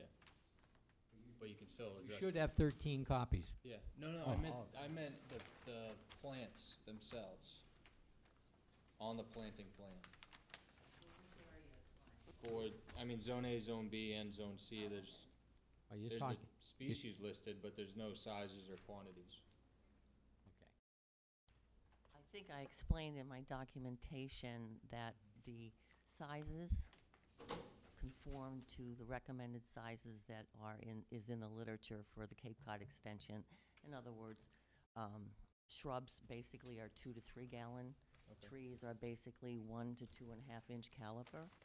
The reason I didn't specifically supply quantities is that there are some existing plants in that area right now. And I know this is going to be kind of musical plants down there. Some will be removed because they just have not performed. Some will be shoved around and recited. So it's kind of like we're going to have a palette of plants to cover the necessary square footage. But it'd be very difficult for me right now to show you exactly where they're going and how many. But I can assure the board and the commission that we will restore that garden to the way it looked in 2014, if not better. We learned something from that process, and I think I provided Jennifer with all the photographs of what that garden looked like. So we had bunny rabbit damage. We're going to try to stay a little bit away from those plants that they like. Ornamental grasses, even the native ornamental grasses in the last 2 years have failed and are just not performing. So we're trying to stay away from those types, and I hope the ones we use will hold up a lot better because now we're going to have more maintenance in perpetuity. And the other was just some plants fail. And in all fairness to everyone, there wasn't perhaps the most fastidious ongoing maintenance to that area after we planted it back in 2014. And based on what it looks like now and what it did look like based on those photographs, you can see the vast difference in what's happened. So our goal is just to return it to a beautiful planting, to maintain it on an ongoing fashion, and to keep that invasive material that's above the slope up higher on that elevation away from that planting as best possible. And you probably observed how much bittersweet and invasive material there is on that higher elevation in that area. Okay. No further questions? Betsy, you want to start? Yeah, I'm a couple of things. One is, was this yours, Yes, your sheet? I So- think. So it's 402 Wild Harbor. I'm sorry, go ahead. Yes, that's 402 Wild Harbor. You have a different number here? Oh, do I have the wrong address? 390. 390. 390 by accident. Yeah, so could we have a correct, Oh, sure. you correct that for the record, please? And well, let me start with one thing. You still have the pavers on the plan that go around the house to the right side? Yeah. And they're not there.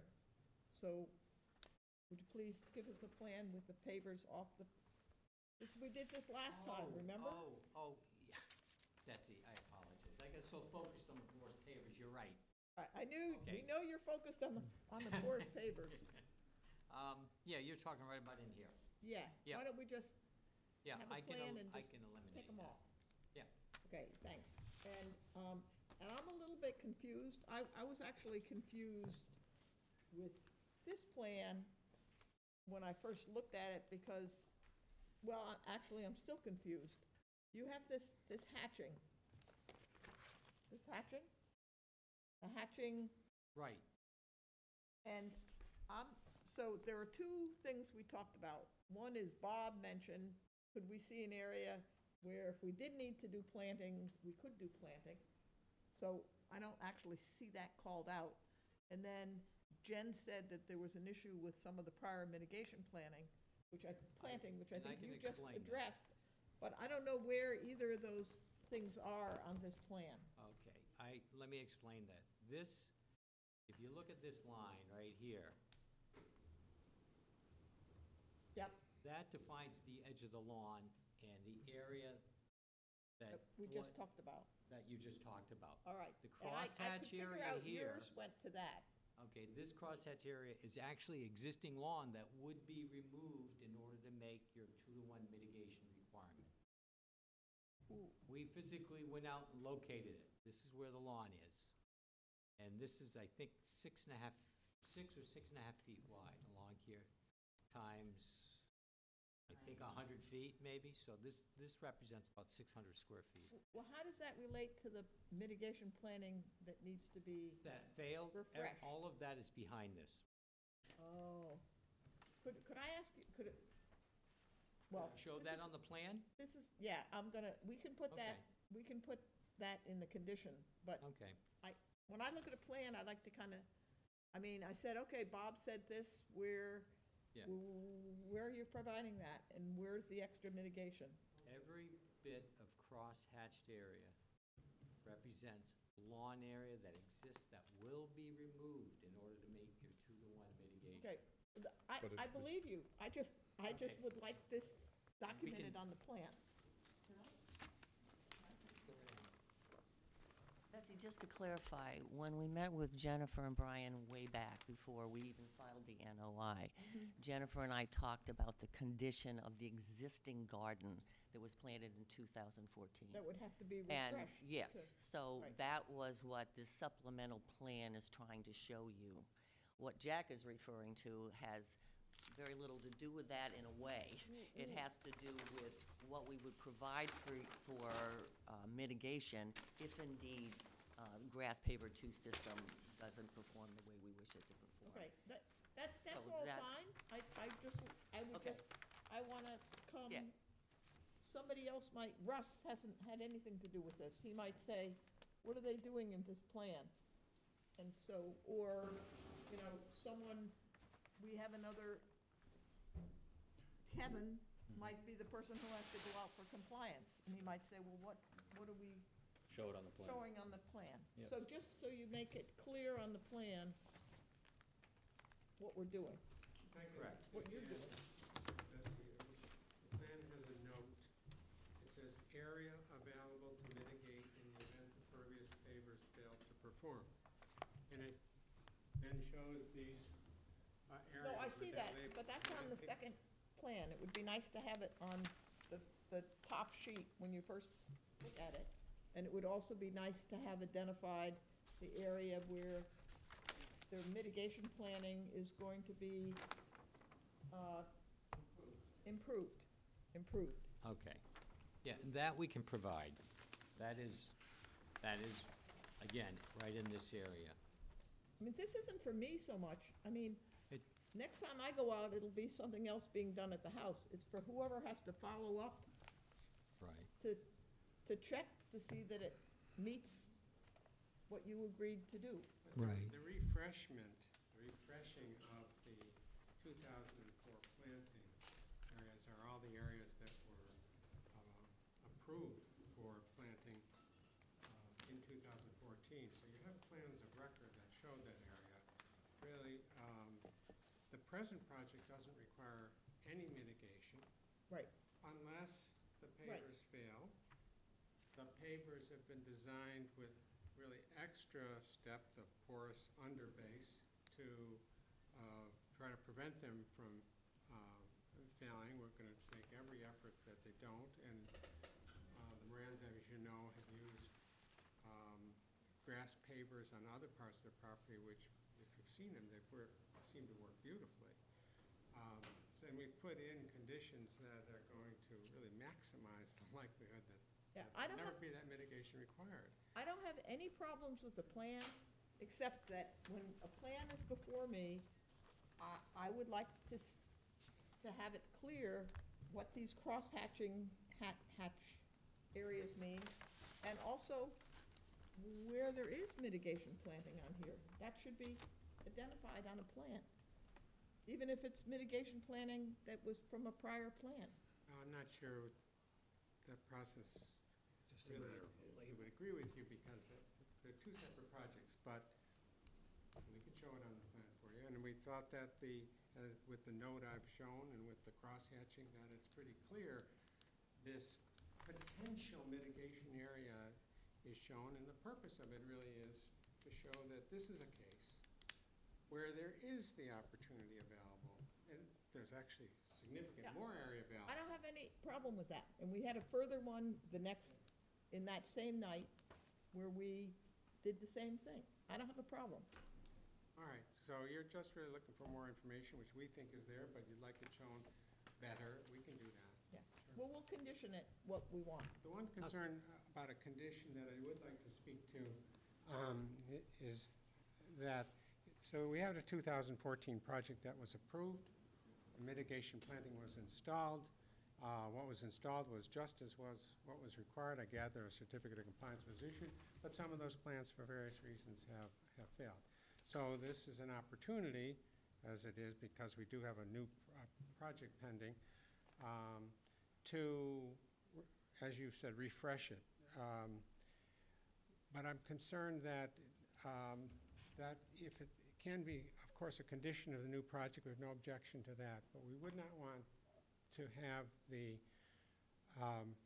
refreshing of that area have to occur prior to the commencement of the new project, and that's mainly because of seasonality. But for the seasonality, we wouldn't have any complaint about that. The Morans are prepared to go ahead, refresh that area, replant it, and make it beautiful again. But my understanding from Elaine is that the proper time to do that planting will be the spring. Certainly not the summer and not the fall. So we'd like the project with this construction of the building to be able to proceed starting in the fall. A condition that there be no occupancy permit and no certificate of compliance for the new project until the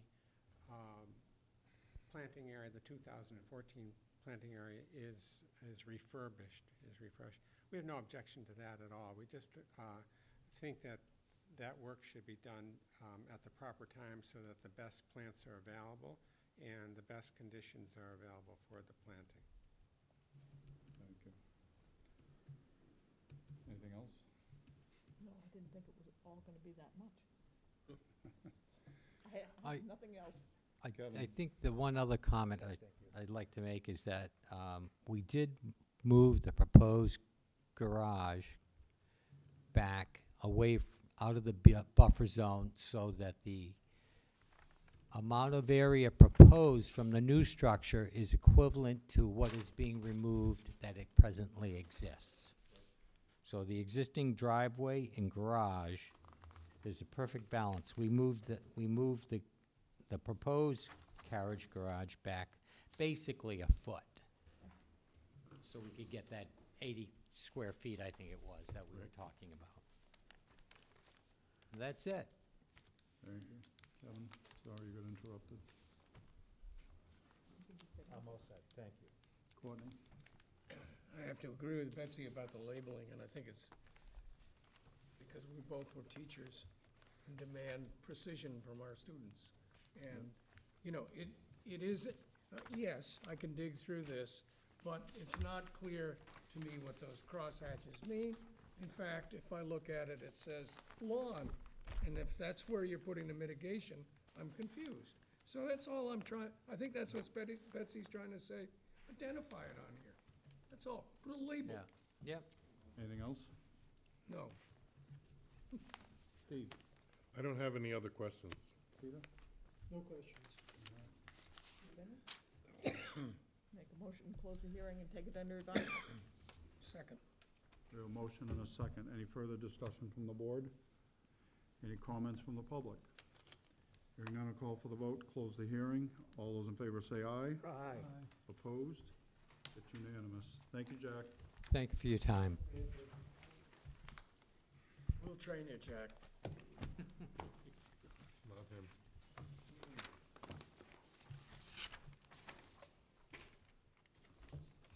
Next up, continued request to amend the existing order of conditions. James DeVellis, 22 Dusty Miller Road, Falmouth, Mass. For permission to replace existing wooden deck with a masonry terrace and install native shrubs. Mr. Bunker. Betsy, can you read the quorum? I will. I think it's everybody but. Hold that thought, Tom. I was just gonna tell Jack to wait, because I have a complaint for Tom also. See, you should have run with it. Messed up. How about if I leave and Jack comes back? No, sorry. Courtney, Kevin, Betsy, Jamie, Russ, Peter, Steve, Mark. This is the amendment we heard last time, All last right. week. So everybody's up. Tom, you're up, sir. I'm up. And then run. You wanna see all the question marks? You talk to, for the record, my name is Tom Bunker, BSS Design. Greg Billows did the narrative. We're here before, and we had requested that the fence be put downhill through the existing vegetation. And you had a 1-week continuance so they could relocate the fence. And as shown on this plan now, we have it on the inland side of the mitigation planting, between the mitigation planting and the edge of the lawn that is proposed to stay. The only location that goes, doesn't go through the vegetation, but around this masonry platform, which is to be constructed in this location.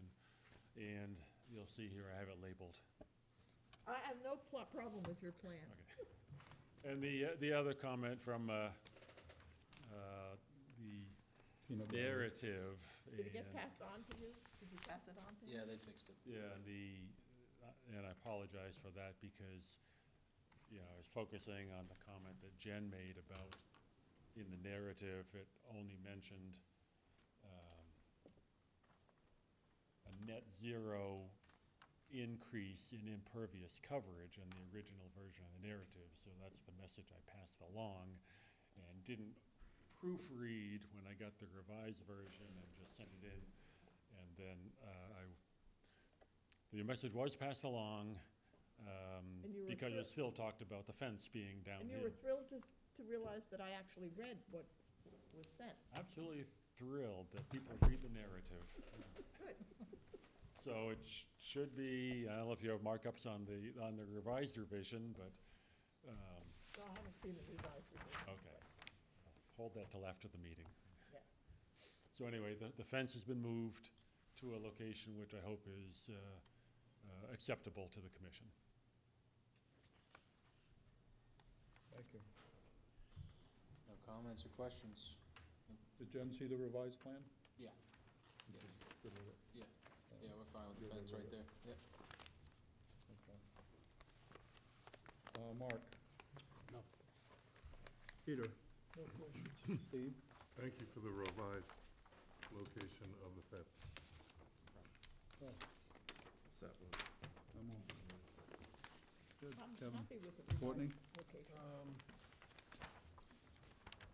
We're on a run there, too. Not really, no. I didn't even look at it. No questions. All right. Make a motion to close the hearing and take it under advisement. Second. We have a motion and a second. Any further discussion from the board? Any comments from the public? Hearing none, I'll call for the vote. All those in favor of closing the hearing, say aye. Aye. Opposed? It's unanimous. Thank you, Tom. Can I, Run. can I, ru- Run. can I run an I can't have another. You can ask him. Oh, Tom? quickly. Had to vote?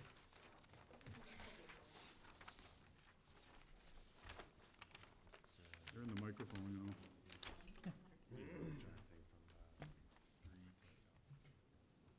Other business? Not yet. Oh, yeah.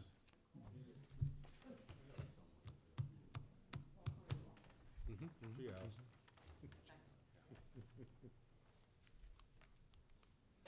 Okay, other business, approved Nemasket Enforcement Order Plan. So this one, Tom, are you gonna comment about this one?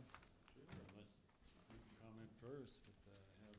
Well, we've been working with Tom and Mr. Sabati about revising this plan and getting it to where it's amicable and restoring the dune as it was, and Tom's done a great job. Jen and I have both reviewed this, and we're happy with it.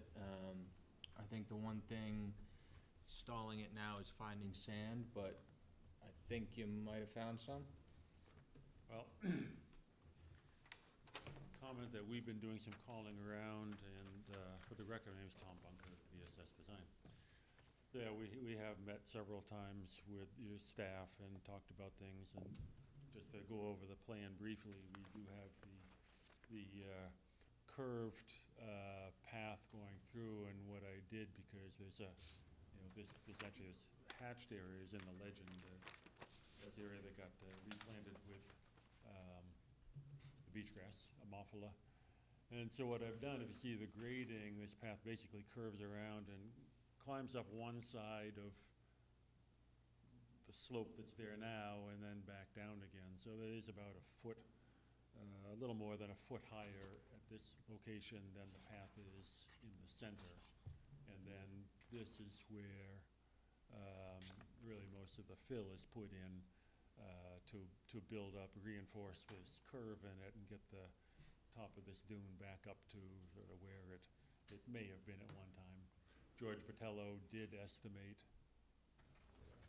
he has this plan, and it says about 40 cubic yards of material put in, and at one time I had a note that the note up here and in the bottom, talk about planting and sand notes, where the one time the comment was that all the rugosa should be removed off-site, and later Jen did say that because there is so much other non-native plants out there, particularly honeysuckle and things, that the few rows of rugosa would be okay if they could be removed and put back after the regrading, in addition to more planting. I think I have about 20, I haven't counted once, 22 plants total, beach plum and bayberry, in addition to the area shaded lightly in green as the new Amorphola, which could be, obviously could be some of the plugs taken out and replanted, but there'll have to be more planted than what's there to fill it up. And I don't know, we didn't talk about the exact specs on spacing, except one thing that Jen did say, that there have to be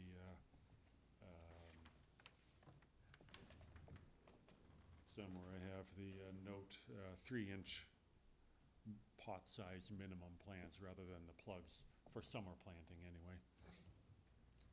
But as far as sand, so I did the, just for chuckles, I did the sieve analysis of it, kind of knowing full well that there, I mean,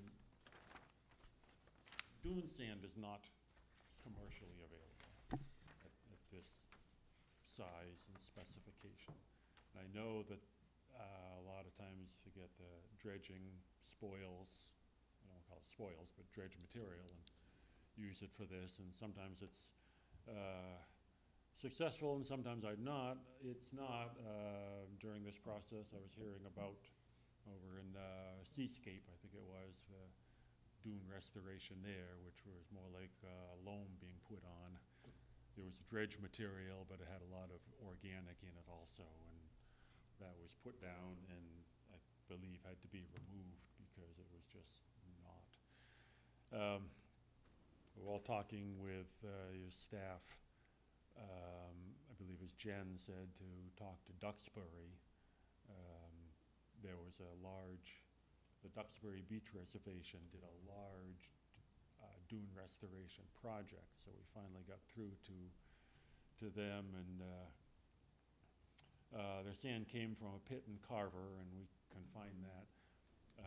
But we were told specifically, I don't know this exact sieve analysis, but we were told specifically, and maybe it was as a justification for not getting the same analysis as, you know, real fine dune sand, but the conservation agent said that it is more coarse than dune sand, so that it would not migrate too much. You know, I know that one of the purposes you want for a dune is that continuous natural landward migration. But in this case, I feel that it's okay. So basically I'm saying that, and you know what, I can get the sieve analysis, we can find a few places and see, but I'm not hopeful, very hopeful that we can get this fine sand. But we will try to get some analysis of some sand that's being used and see if it's appropriate. But in this case, I think that putting sand in here as that's slightly coarser would not be harmful, because in fact the sand that we put in, we don't want it, they have so much work collecting the sand when it blows up on the pavement and putting it back, that I think it would be helpful to have slightly coarser sand for what they're doing now. It will get covered as sand during the natural processes blows in from the beach and all, and will cover that coarser sand with the fine sand. But will not move this dune, because up north along the shore, see, the dune is further or closer to the ocean, and down south here, see that the crest of the dune is right in this location. Get that out of the way there. Oops. Crest of the dune is in this location, and it's right here. That is sort of artificially migrated landward because of the path. And that's basically what I'm saying, that if we put coarser sand right here, it will stay put more than the finer sand on both sides of it. So the real dune on both sides can still migrate landward if it And wants it to. will eventually catch up with what you have. I know I can't catch up, but it'll just mean less maintenance work every year, probably every spring, to get the winter-blown sand off of the road and out of the catch basin that's right in here. It impedes the drainage. So, yes, we've been talking to George Patello, and he's on board to do the work. I know that Jen, they'd be happy. George does a good job, and we can find, you know, some specific sources of sand and look at the analysis for it, and just see if it's appropriate for the job. That's what I have. If there are any questions about that? I mean, I think that makes sense. It's tough to find that type of dune sand. It's so fine and white out there. Is there any color issues with what they're finding in Duxbury, or anything that you? You know, I didn't. I'd have to get a sample from Yeah. that. I didn't. I think they did mention. I mean, there's a brief.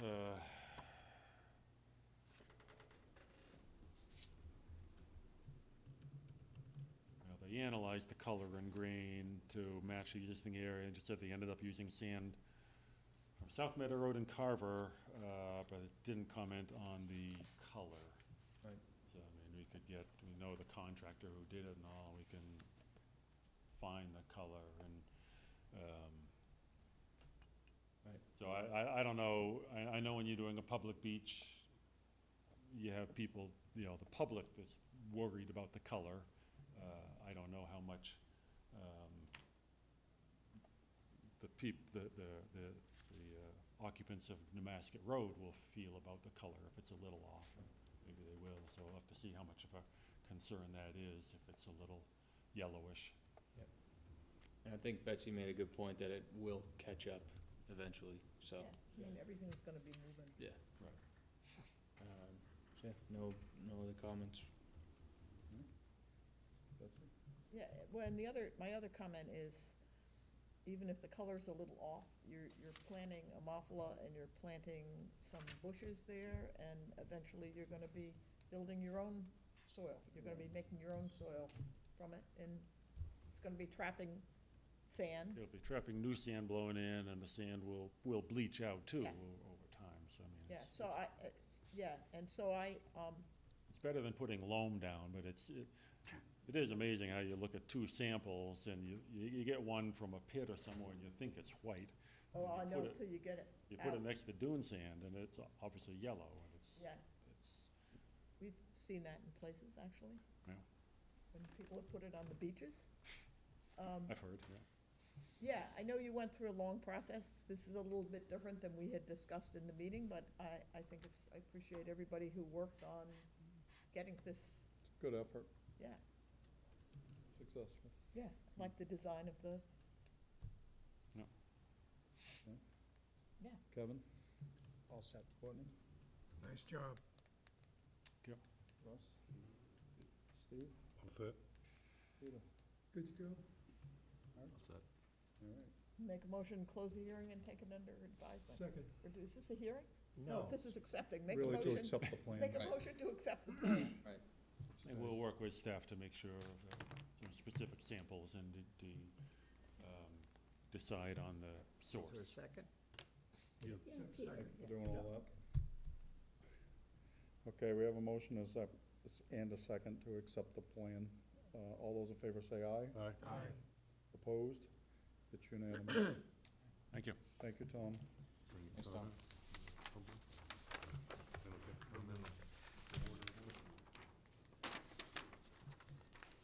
Next up, order of conditions. Now, I think it's fair to say we're gonna discuss all three Gosnold Road properties, but we will take independent votes. Right.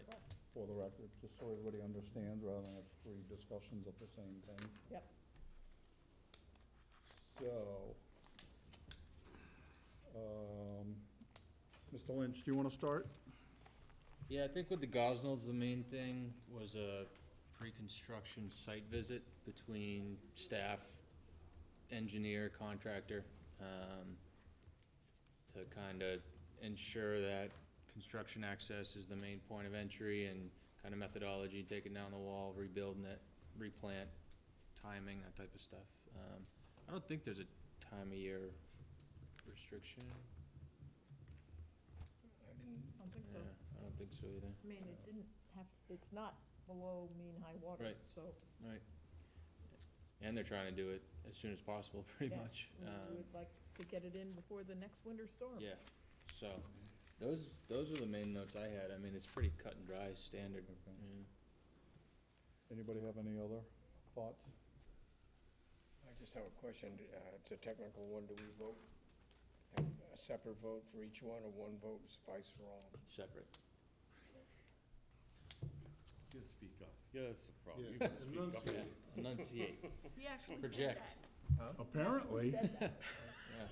Yeah, well, that's what I, You gotta Well, put a I- megaphone in for you. we're How's saying that? he has to speak up. Sorry about that. Pardon me. The battery went dead. All right, so we're gonna take independent votes on all three Gosnold Road properties separately, independently, aside from each other. One order? Kinda clear? Okay. I'm sorry, I couldn't. No, you can't. Okay. I make a It was motion just- to accept 46. First up, 46 Gosnold Road. The motion is to, what the motion should be to accept the conditions as discussed. I'll make that motion. Steve did, Second. Oh, I'll second it then. to be fair. That's fine. Okay. Oh, I he jumped the gun. He So jumped it- the gun, though. He even admitted. Still. So we have a motion and a second. All those in favor say aye. Aye. Opposed? Okay. The next one we're gonna vote on is number 50, Gosnold Road. Same thing, same conditions, same motion would be welcomed. I'll move to accept as discussed. Second. Okay, we have a motion and a second for 50 Gosnold Road. All those in favor say aye. Aye. Opposed? Unanimous. Lastly on this, 54 Gosnold Road. Again, to accept the conditions as discussed on the previous two properties. So moved. Motion to accept as discussed. Second. We have a motion and a second. All those in favor, say aye.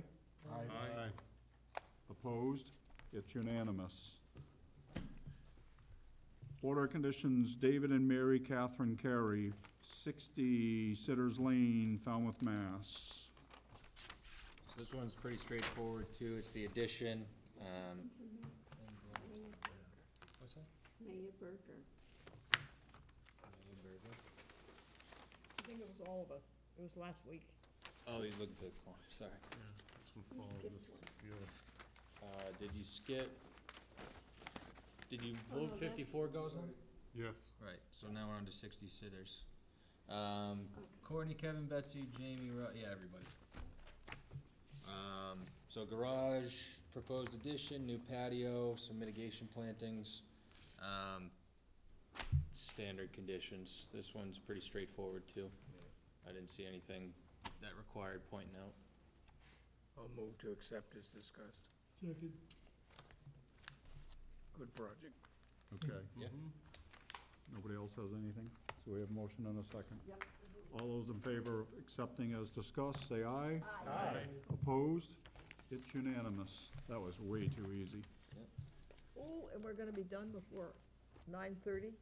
And I will say for this next one, the enforcement order, that was a clerical error on our end. That's supposed to be on the agenda for the 31st, Correct. because we gotta type up the enforcement order so that you guys can vote on it. Okay. So, that one is continued, I Let's guess. say that here. We don't have that on our page. Yeah.